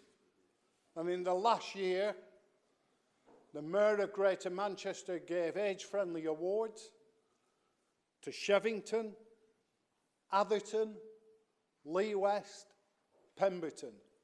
Work where we're doing to make areas age-friendly. And I'm sure many people know about the work that we've done about making this borough autism-friendly and the fantastic work that's going on from our department to make sure that this borough is age-friendly, is autism-friendly. And in the last 12 months, we've seen a fantastic new facility for people with complex needs at Robin Park. A fantastic modern facility with a state-of-the-art immersive experience available in there, but people with complex needs being able to use not only the zone, but all the activities and to be able to access activities and resources that are available in the leisure centre at Robin Park. Fantastic achievement. The King's Fund last year produced a document on Wigan, a citizen-led approach to health and care, lessons from the Wigan deal. I mean, the King's Fund is a fairly well-respected think tank that does a lot of work around health and social care. So to actually get them to produce a report on Wigan was indeed an achievement, and that is read throughout the world. To the extent that not only do we have visitors coming to see what we're doing from all over this country, but there are people coming from all over the world. Norway, Canada, Japan, Australia, people are coming to see what we are doing here in terms of health and adult social care. An ideal for a healthier Wigan, I know we got Councillor of the Year and we still got it for another while, but our ideal for a healthier Wigan is also been shortlisted for an LGC award this year because of the impact we're having. And so when we look to the future and what we're doing, bearing in mind that the leader has indicated that this year Wigan Council's council tax rise will be 0 for our services. We'll be implementing the 2% that the government instruct us to put on for adult social care. And we've achieved all that. And we're going to achieve more because there are no cuts in this year's budget. No cuts. So we're managing to do that without implementing any cuts. And so what are we doing for the next 12 months? So what are the key elements of the next 12 months? We've been working very closely with our partners in the NHS and the development of the Healthier Wigan Partnership, working very closely with primary care, with GPs, with the NHS and the hospitals and the community services, and we're seeking to develop and continue to provide care much closer to home for people in a more integrated, community-based and within the SDFs, a more community-focused approach to health and care jointly. We're looking to improve outcomes for people of working age. Having made all those achievements that we have done over the last few years, I think one of the issues that we have is around people with a learning disability and their opportunity to get into employment. And I think what we will be doing this next year is making real strides around improving our performance in that. The other thing I need to do is, and we talk about the deal 2030, but I can tell you in 2030, health and social care will be a major employer in this borough. Well, it'll be a major employer everywhere because of the ageing population. So health and care will be a major employer. And so we need to be working closely with our colleagues in health, with further education and our colleges around making real career opportunities for people in this borough to get into health and care and into an improved health and care setting. We also, this next 12 months, will be making a concerted effort to recognise the contribution that the 34,000 people in this borough who have a caring responsibility get a better deal and see what we can do to improve that. Bearing in mind that 3,000 of those 34,000 carers are young people caring for a mother or a father or a grandparent. And recognising that and seriously looking at how we can improve the opportunities for carers. And I don't know if many people have been around, but what we have been doing is investing in a lot of assistive technology. The Ancliffe Bungalow has a range of the latest assistive technology. And so developing and implementing and giving people the opportunity to have the latest assistive technology that will enable them to live independently, much more independently, and to be able to manage to live in their own home for longer will be something that we are investing in. I just think that what this council has achieved by being the third worst affected by austerity, by the challenges in adult social care, by the fact that we have not only succeeded in addressing our problems and maintaining a balanced budget, but that has been something that virtually no council in the country has been able to do. And whilst I'm saying it to this council that's achieved it, what I have to do is give thanks and recognition to our staff who have produced an absolutely brilliant.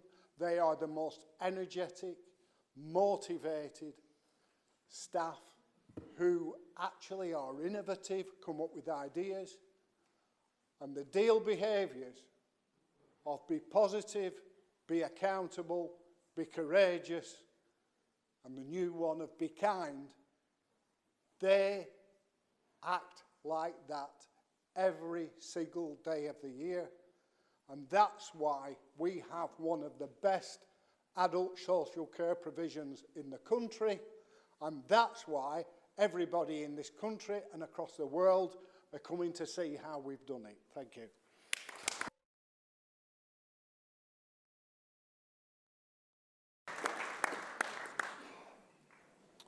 Thank you, Mr. Mayor. So obviously tonight we've told you what we've done, what we're doing and what we're going to do. I think the presentation has been excellently presented by members of my cabinet, and I thank them all for the efforts and work that they have put in over this municipal year. Just to echo once again what's been said on numerous occasions, what we deliver in this council could not be delivered without the support of our staff. It is exceptional what our staff do. And I would hope every member of this council respects and shows respect to the staff who work for this council, week in, week out. Can I just say, Mr Mayor, I'm very pleased to move this budget. It's a balanced budget. And can I say, this budget that we are moving tonight is the envy of the vast majority of local authorities in this country. It's certainly the envy of every council within GM, and it's certainly the envy of all the other northern councils that surround us. Thank you, Mr Mayor, and thank you for the music. I'm quite happy, more than happy, to move this balanced budget for 2021. Thank you, Mr Mayor.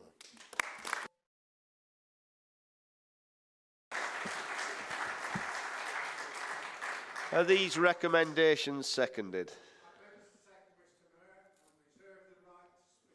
Right, thank you. Councillor Winstanley has indicated that he wishes to move an amendment to the budget at this point. Mr McKevitt, is this a balanced budget?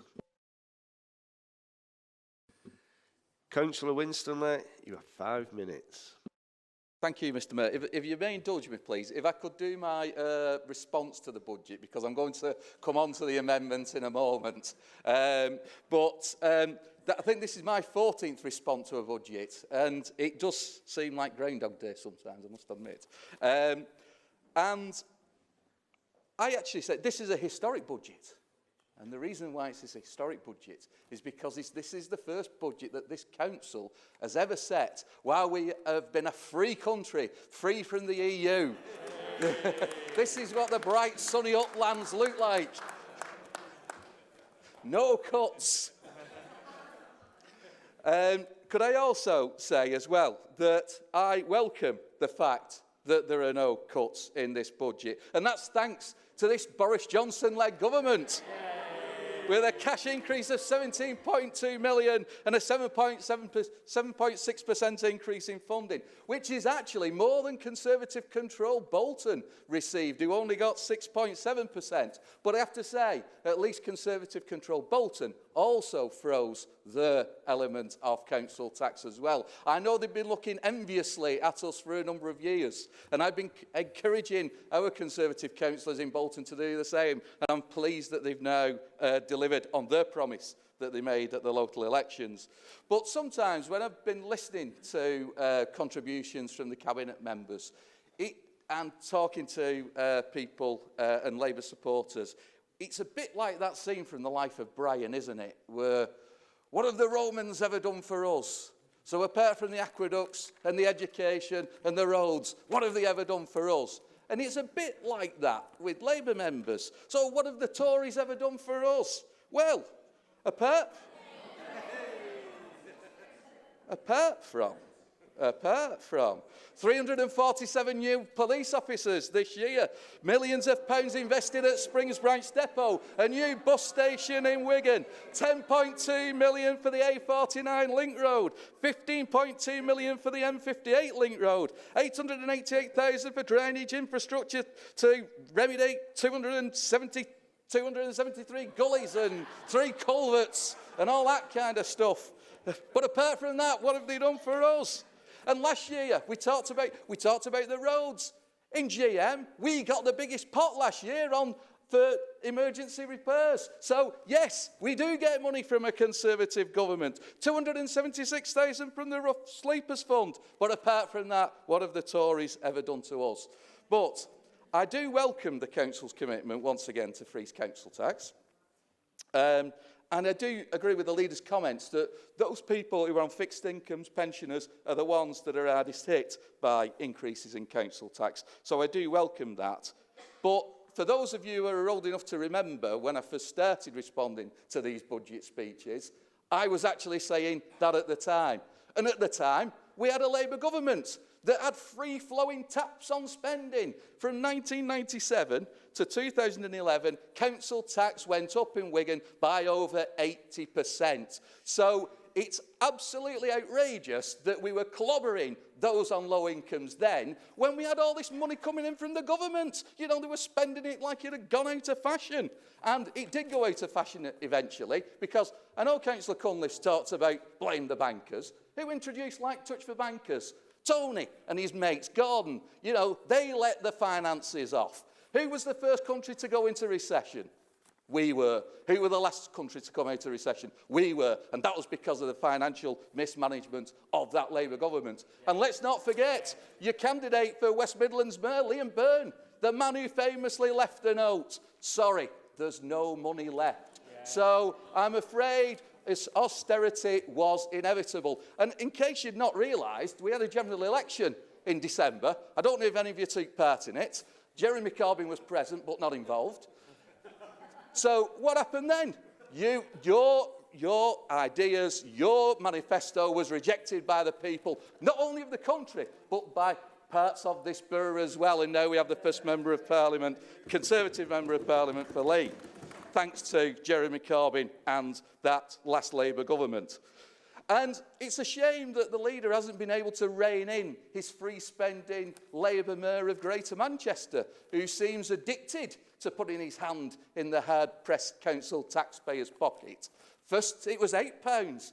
Then he came for £17. Now he's up to £24. Let's only hope that he isn't here next year to put his hands in the hard-pressed taxpayer's wallet again.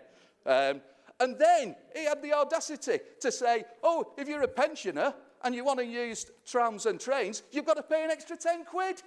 Where was the outrage from the Labour Party? Hitting our hard-pressed council taxpayers again, our pensioners, those most in need. Outrageous. So, I'd also like to welcome the Our Town Fund. And I am going to claim a bit of credit for this, because 2 years ago, when I moved an amendment to the budget, the then leader said, leave that with me, we'll have a look at this and do something with it. I was just hoping that we would have been a bit quicker than 2 years, but, you know, everything comes to he who waits, so I'm quite prepared to see the devil of the detail. It sounds good. I've got community projects, and I'm sure many members have, that we need to get going. We need to turbo boost them and get it going. So I'm looking forward to seeing that. And I also agree that we do need to look at those towns that aren't in this. And that's the other part of my amendment, where I wanted to make sure that we got that extra funding into there. And I think that I certainly welcome that audit. So let's make sure places like Shevington and those places that aren't in this round do eventually get some of that spending to make a difference. And we do need to look at our towns and the town centre as well. And I agree with the free parking weekends. I think that is wise to do that. I do think the scheme needs to be tinkered with a little bit, though, because whenever I come into Wigan on a Saturday morning before 9 o'clock, I can't get on that Civic Centre car park. What we seem to be doing is subsidising those people who work in the town centre. So I think we just need to do something a little bit just to make sure that we're making it as easily accessible for shoppers as we possibly can. So I would urge us to have a look at that in terms of how that policy is implemented. And I know the leader's not going to agree with what I'm going to say next, but we purchased the galleries for £8 million. I'd come back to this point again, that I don't believe we should have purchased something that we didn't have a plan for. We still know near, well, I know you will say we're a bit nearer, but it's taken far too long to get to the point that we're at. We're now looking for a partner, then it's going to be another 2 years. This is actually costing us £1 million a year. We're on service charges and loss of business rates. We can't carry on like this. We need to get it turbocharged. We need to sort of like move it on as quickly as possible, because it can't go on like this. So we do need to make some progress on that sooner rather than later. So my amendment was what I wanted to do with my amendments, and I certainly welcome the extra increase for Brighter Borough funding for ongoing. I think that is a step in the right direction, because one of my amendments was to use the no-deal Brexit money to actually use that as a one-off to have our Brexit Brighter Borough Fund boost. That's what I wanted to do with that. So I have had a conversation with the leader today, and I know he wants to keep that money to one side. He's far more pessimistic than I am about us ensuring they get those trade deals in place. But and I would like further conversations when we get to that point, if we've still got that money, to see if we can put that in our communities. And the same, I know we're a little bit unsure in terms of Manchester Airport dividend, but again, I want to see that invested into our local communities to make a real difference. So in the spirit of the dialogue that I've had today with the leader, we are prepared to remove our amendment, so that will save members having to discuss the amendment and vote on it and all that kind of stuff. I think there are some good things in this budget. I think as a council we can always make improvements, that doesn't change, but being fiscally responsible, and I will give you congratulations for making the hard decisions in the early years, and a lot of councils didn't, including Conservative councils, so you did the right thing. And actually, you know, the services have improved. We see satisfaction rates improved. And the ultimate truth is that if you hadn't have had to face that, you wouldn't have made it so, some of those decisions and really improved those services. I know it perhaps wouldn't be the way you wanted to do it, but actually we've now got better services for better value for money, and that surely is what we want. We want the best for our borough, our residents and our children. Mr Mayor, I'm going to remove my amendment and then we can move on to the leader's vote in terms of the budget. Thank you, Mr Mayor.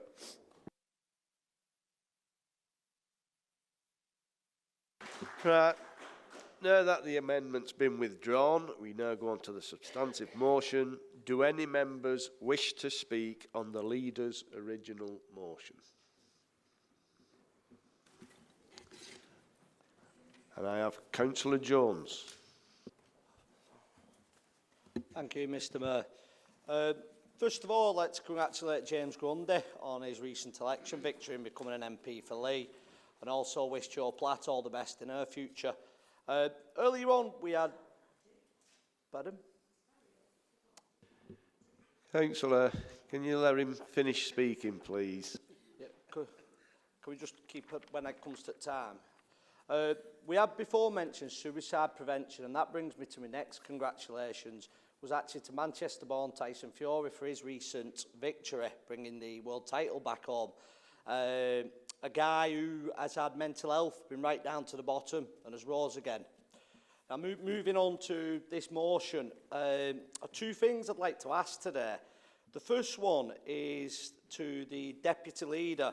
With the 2% increase in adult health social care, could we look at the possibility of commissioning the homeless support project like we do the BRIC? They do vital work, and I'd like if we could look into the possibility of that. My second point today is, as councillors, every now and then something really important comes along, and we've had that recently in my ward. We've had a real escalation in serious crime, to the point where we had a public meeting last week and we had over 200 residents attend. Now, my residents, like yours, pay roughly around £150 the council tax towards the police. Per person. A lot of my residents feel that they aren't getting the police presence they deserve. And many a times I've come here on budget and, you know, I've gone for the catch lines, I've criticised. I'd actually like to ask a favour from the leader today. And that's whether you could look at supporting myself in seeing, with your connections and within the Greater Manchester, Andy Burnham, the police, if we could look at opening discussions up for more patrol at night time in Bryn. If the leader can help us on that, then I'll most certainly support this budget for the first time since becoming a councillor. Thank you very much.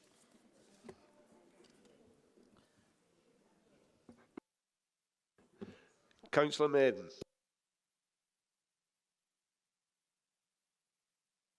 On this Council of the Year, what keeps getting banded around like there's no business. I've been elected for 2 years, and these officers and some of the council employees here are fantastic. What it reminds me of is the old analogy here. It's the leadership in here. It's like a fish. It rots from the head downwards. And that's what's happening here. And I'll give you an example of it. I've been here for 2 years. In that time, you've lost 8 councillor seats. You've had to clear out Lord Smith, decades of being the leader. put out to pasture. The former CEO here put her into retirement and then goes and gets another job. We've also lost the MP for Lee. So are you really the Council of the Year? The town centres are dying, absolutely dying. Yeah, can I ask you to stick to the budget? Oh, stick to the budget, right? If you don't, okay, if Mr. you don't Mayor. mind. Oh, well, can we talk about subprime mortgages like these lot did? Can we talk about Boris Johnson? That was a presentation, Councillor. He brought That up was a Councillor of the Year. presentation, Councillor. I'm They've not had a retorting chance about to debate this yet. I don't think we're... Okay. Mr. Mayor, there's a sense of neutrality when you sit over there, you know. That's expected. You brought these subjects up, I'm countering them. Sure, I'm allowed to do that. You can only ask questions on the budget. I'm not asking a question, I'm countering what he said about Council of the Year. Try and stick to the budget, Councillor. I'm sticking to what he's been talking about. You've only 3 minutes left. Well, I well, can like keep usually this the up. don't worry, I I don't can need all keep this this up for another 3 minutes. The town centres are dying. The Lee Market's dying. Wigan Market's dying. You keep pushing this free parking. We originally asked for the free parking. It's not working. The footfall. You give me a feasibility study. The same guy who's done the budget. He said the average rents in the market was £74 a week. The lowest rent in Wigan Market is not £74 a week. It's a disgrace what's going on to there. This council is no friend of the little businessman. Get out your ivory tower, Councillor Molyneux, and go and have a look at Wigan and Lee Markets once in a while. Thank you, Mr. Mayor. Councillor Marsh. Thank you, Mr. Mayor. The budget report mentions the LGA Labour Group's analysis of the proposed fair funding review and the conclusion that there will be a budget reduction beyond the current financial year. I just wanted to mention that this analysis has been completely debunked by the analysis commissioned by the Local Government Chronicle, which, as everyone will know, is the organisation which last year awarded this council Council of the Year. This analysis actually demonstrates that metropolitan boroughs like Wigan will actually see a notable increase in funding rather than the decrease that the budget report predicts. I would expect that councillors opposite would welcome this, but it seems not. On another point, Councillor Rehman stated that Standish Leisure Centre was an investment by the council.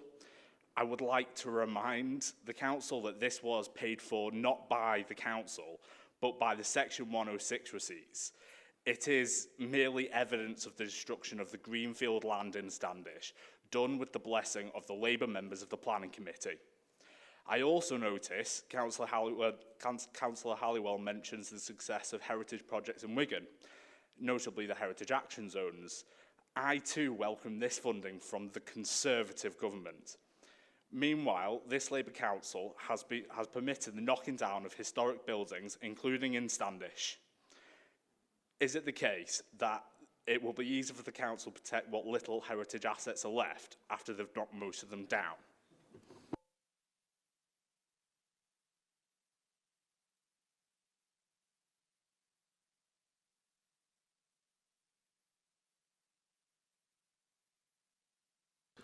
Councillor Brierley, next. All right, me first. Thank you, Mr. Mayor. I hope you don't interrupt me this time when I talk about this. The Council of the Year, great award, fantastic. Everybody went down London. Can we have an assurance from the Cabinet members, a reminder to put their expenses in? Every one of you put unknown. What's an unknown figure? Under the rules and regulations, you've got 28 days to submit your accounts, your register of interest. You put down unknown. How much has it cost? You know, come on, Councillor Molyneux, you like me? You know, you went down, you was holding up the trophy, you won Council of the Year, you know, from a lucky bag, what they called Local Government Clerical, a magazine paper we pay into. How much do we pay into it? Was this a freebie? I'd like to know, Councillor Molyneux. It's a disgrace. You've been a councillor for so many years, you know about the rules, and you just blatantly do what you want. The children's report. You said there's got to be no cuts, but yet the cabinet member made reference there is going to be cuts due to the tourists. It's like a long playing record all the time. You know. Anyway, get on to the Surrey Council. I've been on the website, Councillor Cunliffe. The Borough Council, Surrey Council, town council tax, highest paid, is 1,453. The highest council tax in Wigan is 2,631. A massive £1,178 difference. So what are you crying about? We're the highest tax, council tax, and yet you keep saying we're the lowest. But Surrey gets £25 million. No. And the final thing I'd like to say is our staff, what a fantastic organisation we've got in this council. They go over and above their duties. And don't we know it? Telling lies to the police, Alison McKenzie. I'll name you. I'll name and shame you. Councillor, stick to the budget, please. I'm sticking to the budget. We'll save £200,000 by getting rid of that person there. Telling lies, criminal activity. She shouldn't even be in this chamber. Councillor. Bringing the council into dispute. Councillor. You will look at me, Alison. Councillor, I've heard enough of that sort. Right, sit down. It's the truth. I can prove it. Sit down. You can't prove it at all. Sit down. Will you sit down, please? I won't tell you again.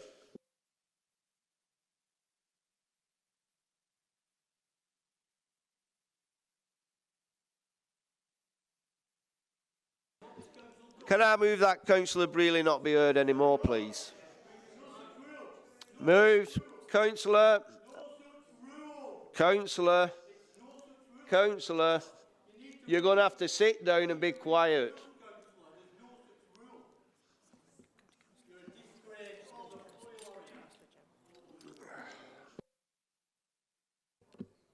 Councillor Gerard.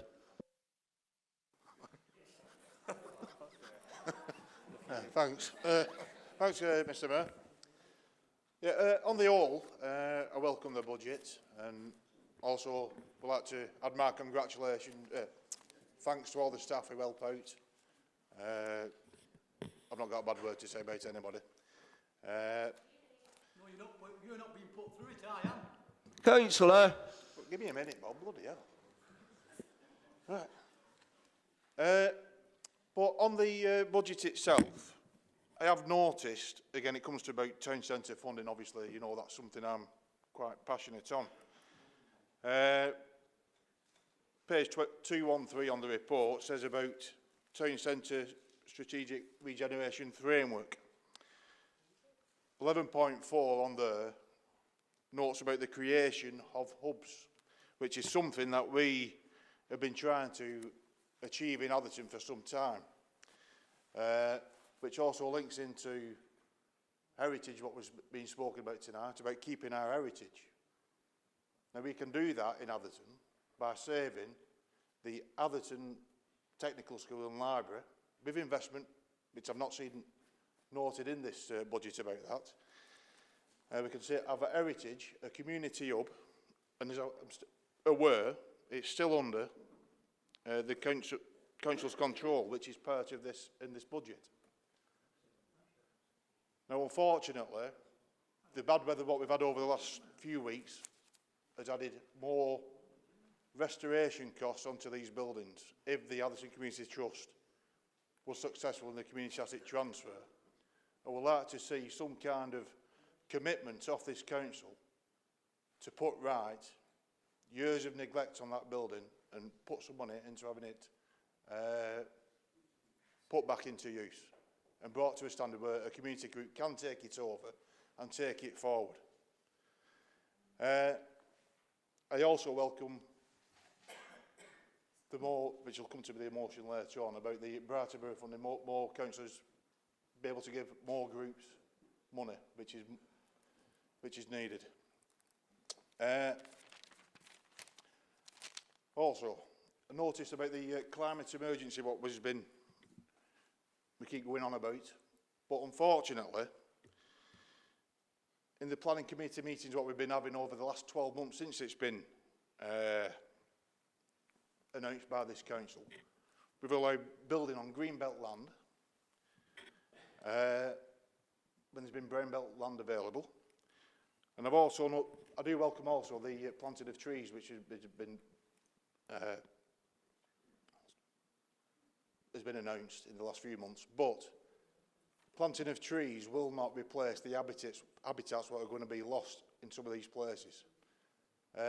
Can we have assurances as well that some of these habitats are going to be made somewhere else? Thank you.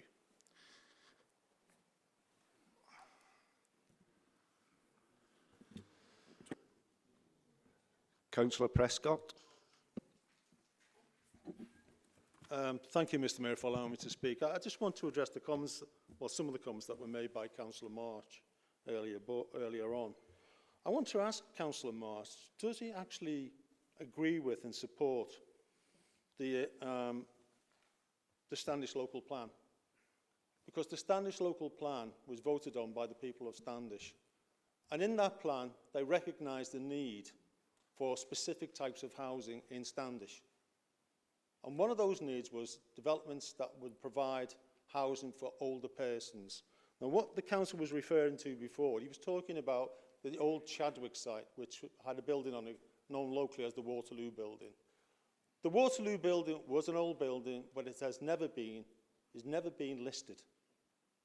And in order for that development to go ahead, which would have provided a significant number of properties for that particular type of need, that building had to come down.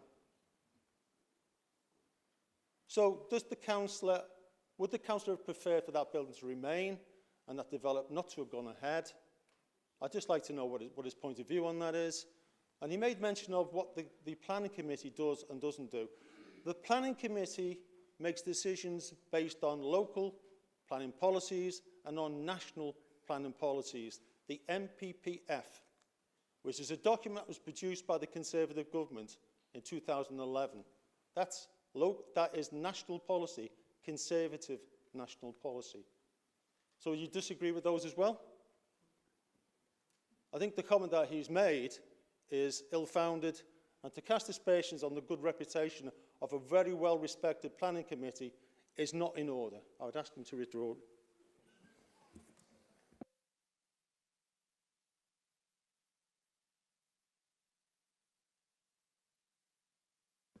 Councillor Grundy. Thank you, Mr Mayor. We come to the unusual prospect of a Conservative MP who's going to vote for a Labour budget tonight, although I suspect the whips... but I suspect the whips will not trouble me over much for doing so. With regards to the increase in funding of the block grant of 7.6% or £17.2 million, I welcome it. I also particularly welcome the increase in funding for various projects that colleagues have referred to.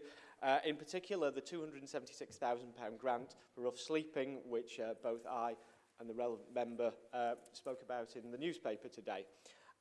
May I say that during the course of my time in the Commons, I intend to direct further such funding towards our communities, should I be able to do so.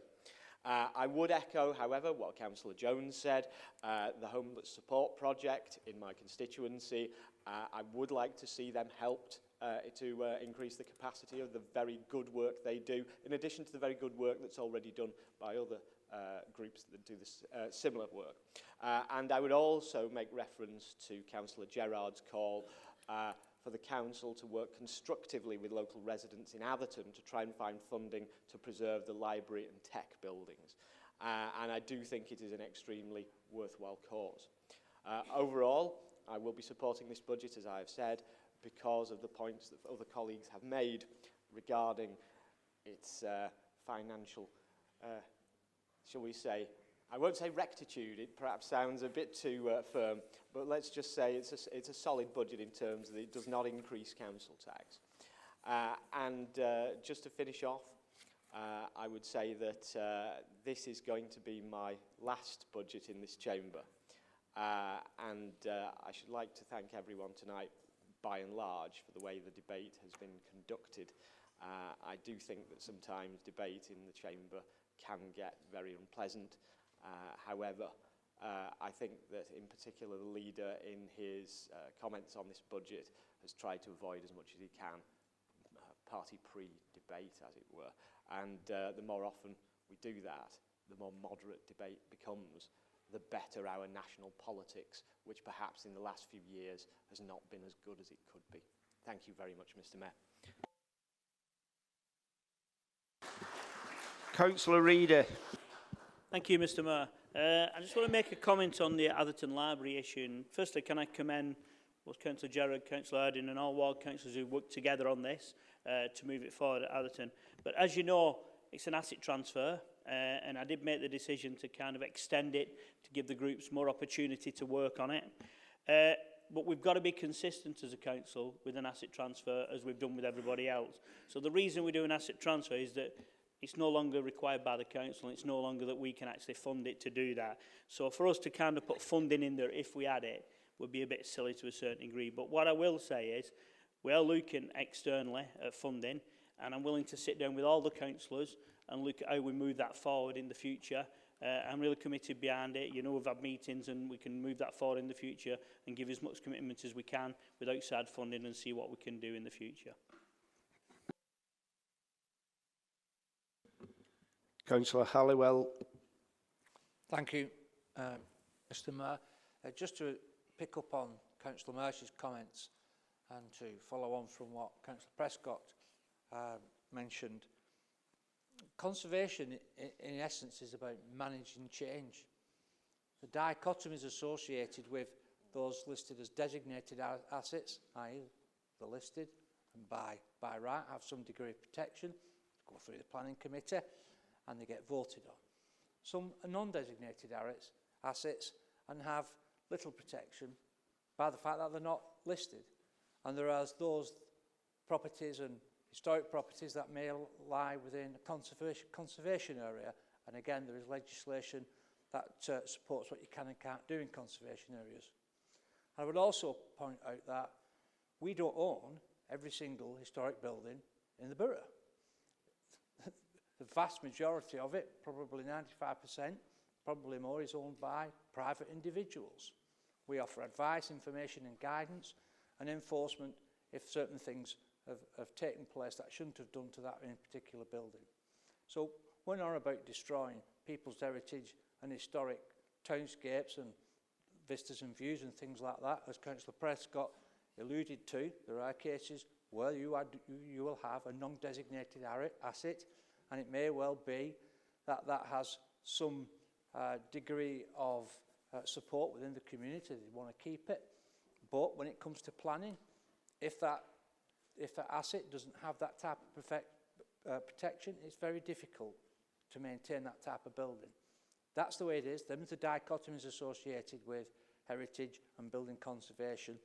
But you never know, if the building gets old enough one day, it might get listed and get some protection. You don't know, do you? Thank you, Madam Mayor. Councillor Rehman.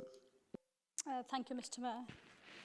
Can I just address a few points that have been raised? First of all, Councillor Winstanley, it's good that you've portrayed Bolton in an overly positive light, but while Bolton hasn't risen the council tax, they have used £8 million of their reserves to balance their budget, and they have cut their frontline services, for example, Meals on Wheels, and they have planned 23.5 million cuts for next 2 years. So Bolton is nowhere near us. Bolton's council tax they will have to decrease their council tax to be comparable to one in Wigan. So sorry that didn't work. Coming to Councillor Marsh, yes, LGC analysis may be very valid, but as a prudent council, we cannot believe that before we see it, so we'll have to wait to see what happens, and then we may be able to believe that. Regarding Standish Leisure Centre, yes, you are right, it was funded by 106 money, but it is run by the council, so the council is bearing the running costs for the Standish Leisure Centre, and it will continue to do so. Coming to Councillor Brierley, You have compared our Band H council tax Band H property with Band D of council, Surrey Council, so it is not comparable in that way. I hope it helps. Coming to Councillor Gerard, yes, we are very happy that we have given a community asset transfer to Atherton Community Trust, but as Councillor Reedy has already said, if you incur the capital cost and bring the building back to life, then the trust can apply for different funding streams depending on your business case. We cannot commit in these circumstances to support anything on projected figures. So I hope that makes it clear. Thank you.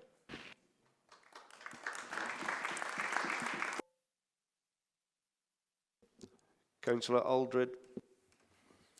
Thank you, Mr. Mayor. I weren't intended to speak tonight at all, but because Councillor Winstanley raised a couple of points, I thought I'd just add to that, especially his attack on the Mayor's budget. First of all, this council, as well as the Mayor, supported our pass, okay, which is the biggest thing come out for 16 to 19-year-olds to help them to get around, and they're visiting and using that pass tremendously. But a good news story that you failed to mention. The other thing that you forgot to mention is the cut which caused the support of our Mayor, as well as this council, for our WASPy women. Yeah? You seem to miss that out constantly. But please don't forget about those. We haven't. So make sure you offer your support for them as well. Cheers. Thank you.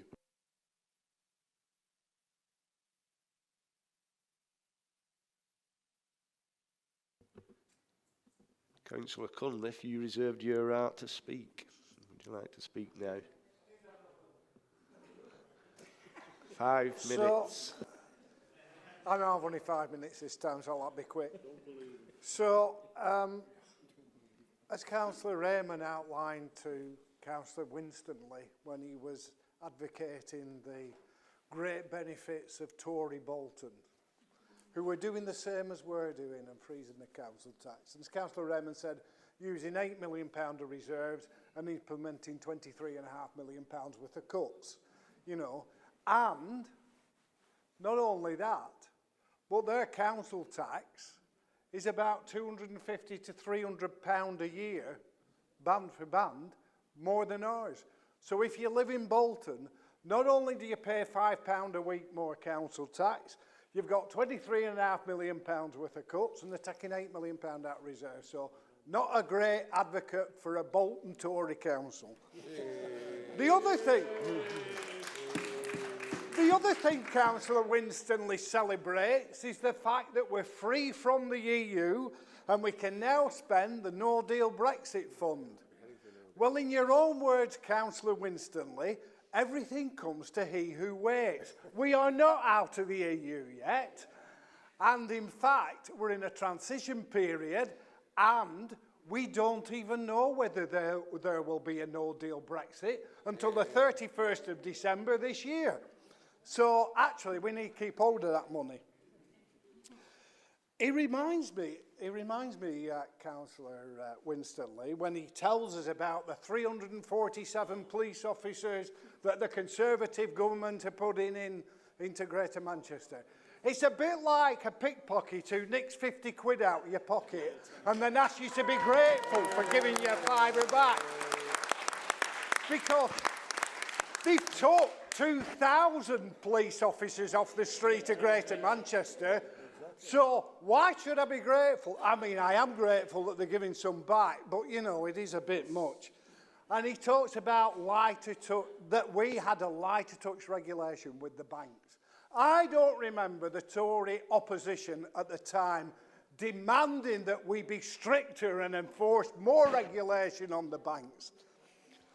So that was just a couple of things on Councillor Winstanley. Councillor Jones, I do appreciate what you're saying, and you know as well as I know the issues we get with HSP and the difficulty that they do the homeless support project.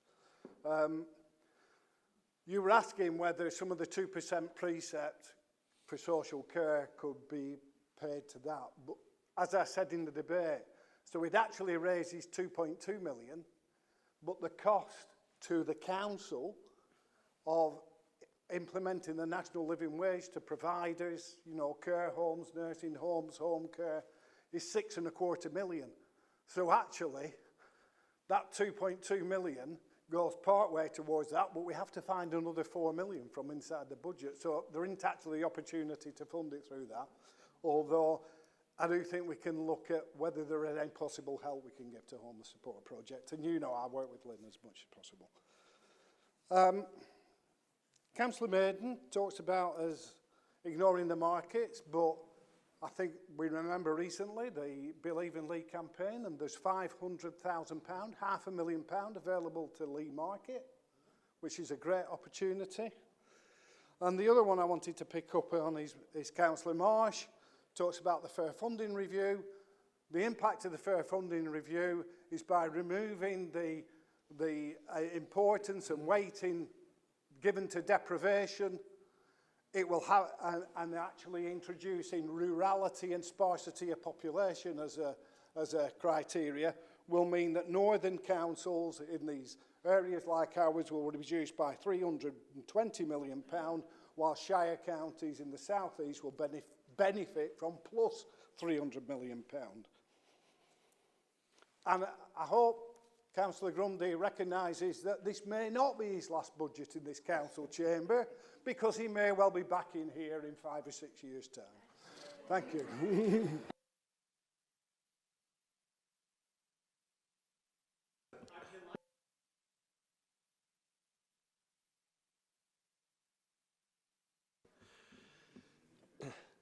Leader, do you wish to sum up on your motion? Can I first of all thank all members who've actually took a serious look at this budget tonight and inputted into it, and I think it's a credit to most members in the room, not all but most. Can I just say on free parking, Michael started on free parking and said we need to have a look at it because he can't get a car parking space when he goes into town on Saturday. Well, that shows it's working. Now, on the other hand, I don't think it would look good on front of the Wigan Observer that the council alters free car parking so Michael can get a space on Saturday.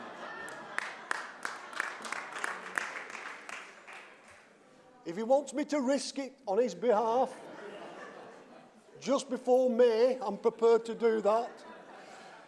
But no, it is working, and I know Councillor Maiden touched on it. It is working. The retailers are telling us that. And I'm sure the vast majority in this council chamber wouldn't like us to remove it.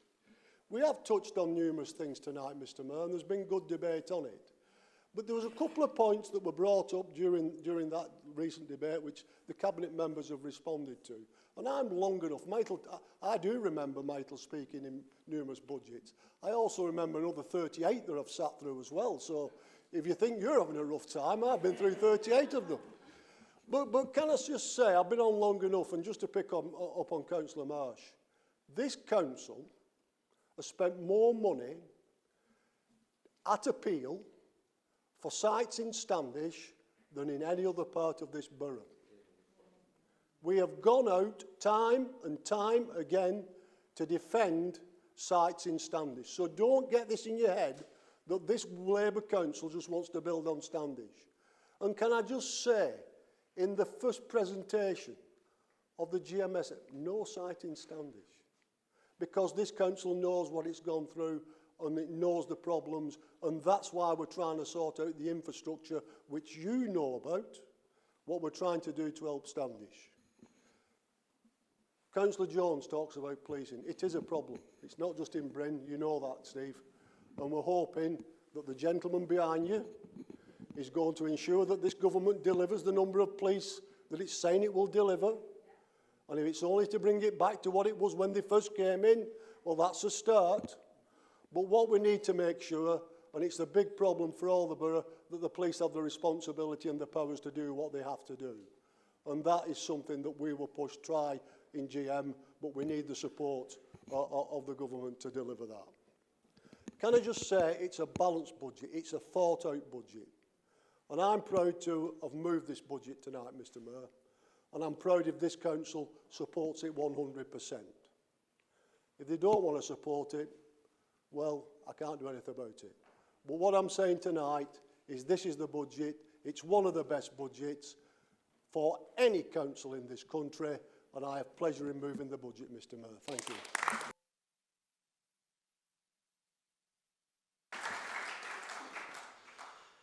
I will now move to the vote on the original motion and remind members to please use the electronic voting system, as a recorded vote must be taken for this item. Could members please vote now?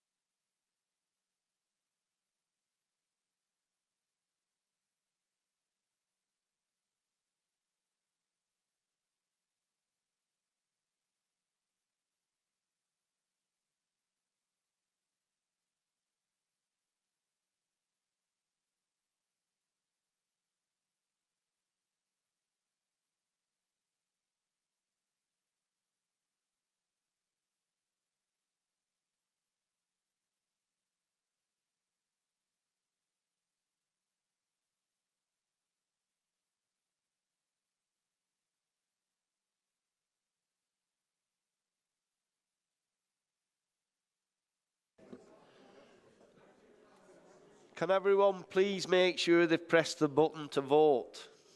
I've got some here who haven't voted.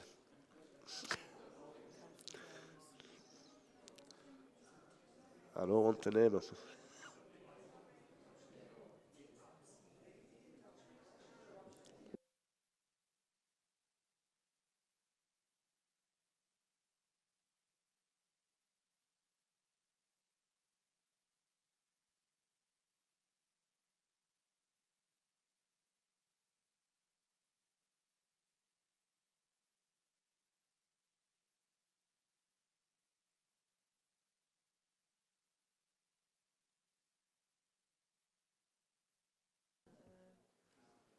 I think we're having problems with the electronic voting system, and we're going to have to go to a show of hands, please.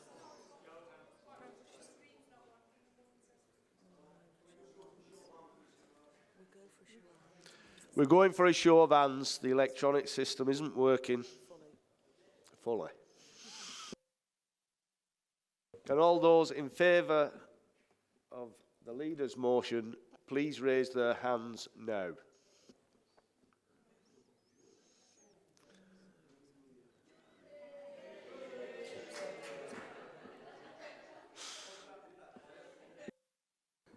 Can all those against the motion please raise their hands?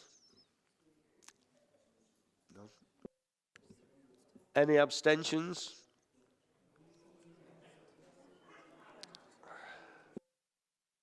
The motion is carried.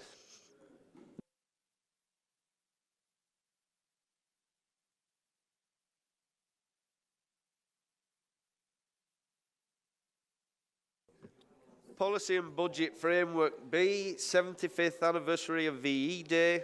At pages 271 to 277, we have a report of the Director of Transformation, which was considered by the Cabinet on the 23rd of January 2020 and which relates to the motion submitted by Councillor Gerard in December 2020. I invite Councillor Clive Morgan to move the report. Councillor Morgan.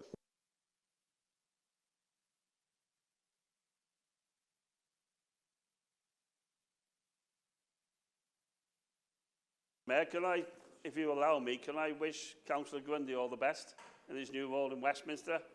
I've always found him, I'll use the new word, kind. He's always been supportive, especially on Greenbelt, and we would be really thankful in the ward of Winstanley for the support, maybe in the future as well. And I also like to thank you, Mr. Mayor, for allowing me to speak on this motion. The early May bank holiday this year has been moved to Friday the 8th of May. To celebrate the 75th anniversary of VE Day. This will enable people nationally to pay tribute to those who have served our country.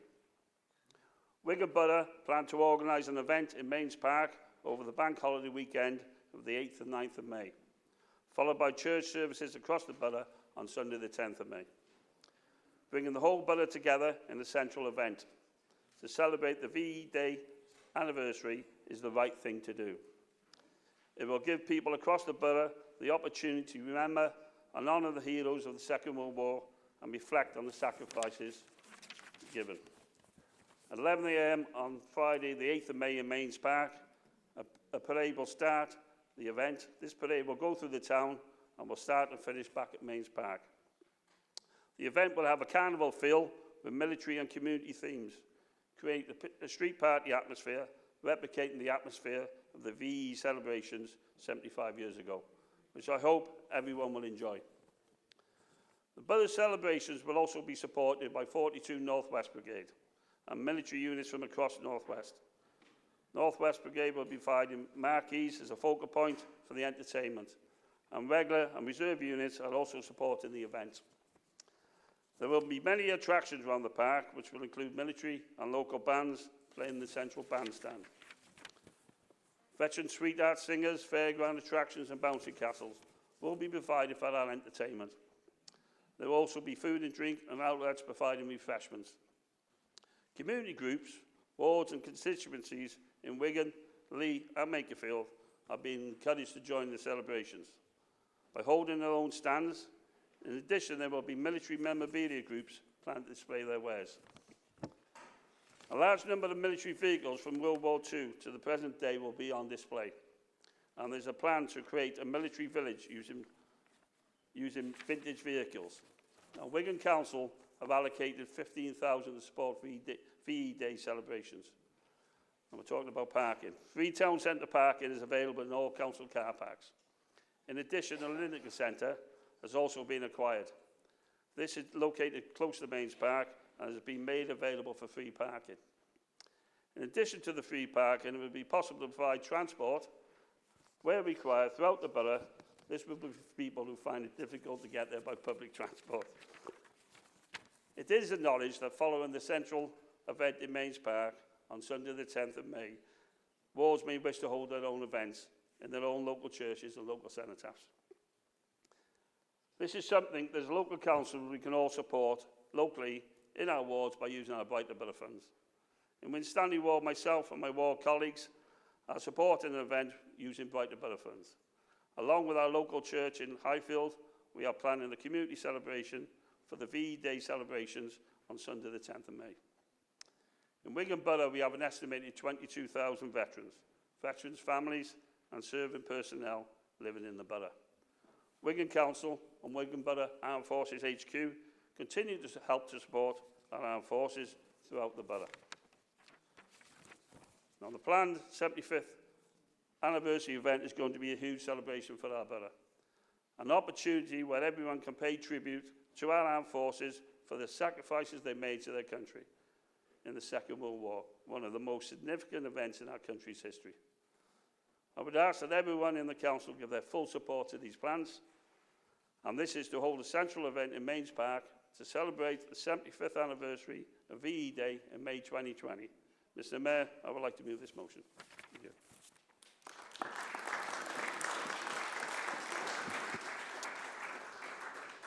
Is the recommendation seconded?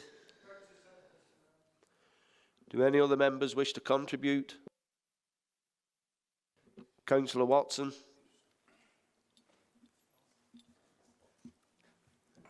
Thank you, Mr. Mayor. I'd just like to thank Councillor Morgan for his dedication and his hard work and diligence in supporting our armed forces and their veterans throughout the borough. And secondly, I'd like to encourage all our veterans and their families and all our residents in the borough to attend this celebration over the May Bank Holiday weekend. However, if those do not want to attend in central Wigan, Atherton branch of the Royal British Legion will be having a small commemorative service on the 8th of May at 12 o'clock, followed by refreshments in our local meeting place. But the Second World War did not finish on the 8th of May. This is Victory in Europe Day. The Second World War continued fighting for many months in the Far East, and Victory in Japan Day on the 15th of August is actually when the Second World War came to an end. And this is more pivotal than VE Day, and I think we should also have similar celebrations to celebrate and commemorate the brave soldiers who fought in the Far East who are often forgot about. Thank you, Mr Mayor, and thank you, Councillor Morgan.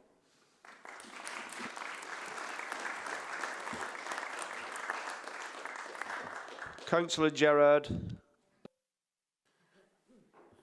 Thank you, Mr Mayor. Yes, I'd like to thank Councillor Morgan for his efforts into this celebration at Mains Park, what we're going to be having. As a veteran myself, and as Paul has just pointed out, we do have a forgotten legion of veterans in the borough who would like to get together and celebrate this event. But my original motion was about having extra funding as councillors so we could put on events in local towns and wards, which is why I'm happy that the Brighton Borough funding for the next year is going to go up. So obviously that part of the motion has been satisfied. But I would urge councillors as well, not just to just celebrate the one day, but to make a weekend of it and put events on locally for people who can't get about locally. Like Paul says, we're doing an event in Atherton, and hope people attend. But thanks again to Councillor Morgan for your efforts on this, and I hope it's going to be a fantastic weekend.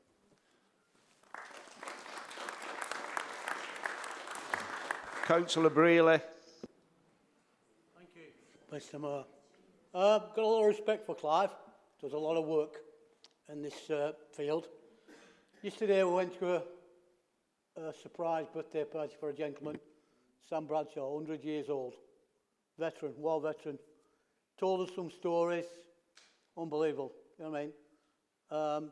We're shortly having him videoed as well, and I know Clive's doing it as well, which is a fantastic idea.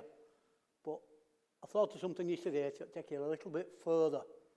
Once you record our veterans in Wigan Borough, we should play what they've spoke about at every church at Remembrance Sunday.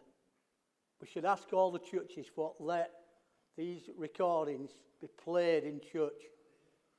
I think, you know what I mean? I think that's a fantastic gesture to the soldiers who are still here.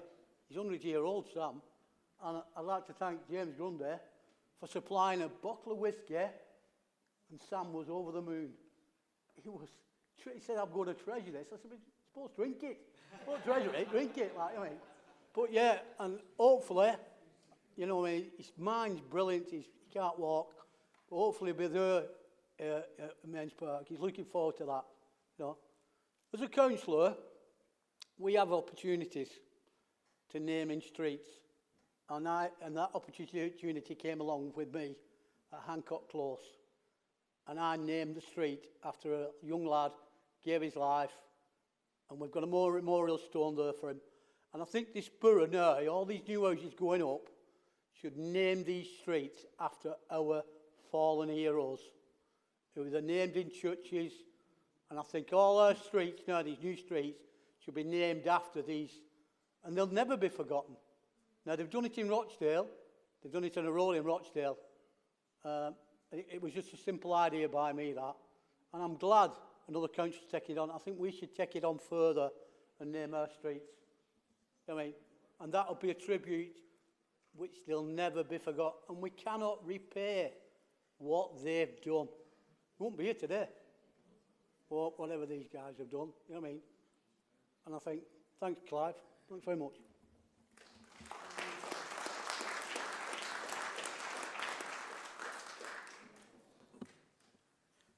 Councillor Morgan, do you wish to sum up? Or... Oh, sorry, Deputy Leader. You wish to speak? Just briefly, I support the recommendations that Councillor Morgan has moved, and I just welcome the responses for what that have come, welcoming and the work that Councillor Morgan does. Because I think what Councillor Morgan, as the lead member for Armed Forces and Veterans, and what John Harker our strategic manager, have done. And the Molyneux House, the Armed Forces Hub, are doing is the envy of every authority in the Northwest. And I think it's a tribute to Clive for what a brilliant job he's doing as our Armed Forces lead. So I support what he's suggesting and would welcome the compliments he's had from over there as well. Councillor Morgan. Yeah, I'd love to respond, Mr Mayor. I think this is one subject we're all agreed on, and really thanks for your comments on that, Bob. Thanks very much. Yeah, not much more to say, really, because some of the comments there were great, and I hope you come to the weekend. We do have a celebration with V in August, and we'll be looking at that as soon as this one's over.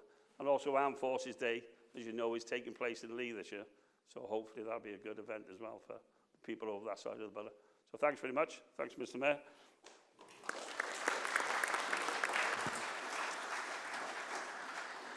We'll now go to the vote. All those in favour of accepting the recommendations set out?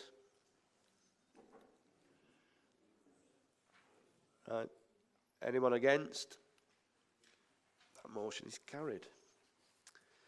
Questions and comments. Councillor Winsterley has submitted an urgent question under Rule of Procedure 8.1b.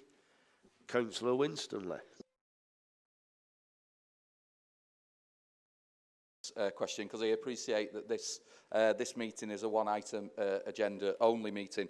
And it was remiss of me, when I was doing my response to the leader as well, not to thank Paul McKevitt and his staff for all the help and support that they've given me in preparing my budget, but also Democratic Services as well, in terms of helping me ensure that I could put this forward in the right way to bring it up. And I do endorse what the leader has said about our staff, because I do think we've got some fantastic staff. They are our greatest asset. The reason I've put this as an urgent question, I do think it is serious enough to warrant a statement from the Cabinet member. I would urge every member to read the focused visit letter that came from Ofsted, dated the 13th of February, from the visit on the 21st of January. It does make painful reading. So I would like to ask the Cabinet Member for Children's Services for a statement on that Ofsted letter, dated the 13th of February. And I would like to ask the Cabinet Member to update the Council on what action will be taken following the receipt of this letter, and advise on how the service will be improved to address the failings identified by Ofsted. I invite the portfolio holder for Children and Families, Councillor Bullen, to respond. Thanks very much, Mr Mayor, and I'd like to thank Councillor Winsterley for the question. I propose to provide a written response to this question, Mr Mayor. Thank you.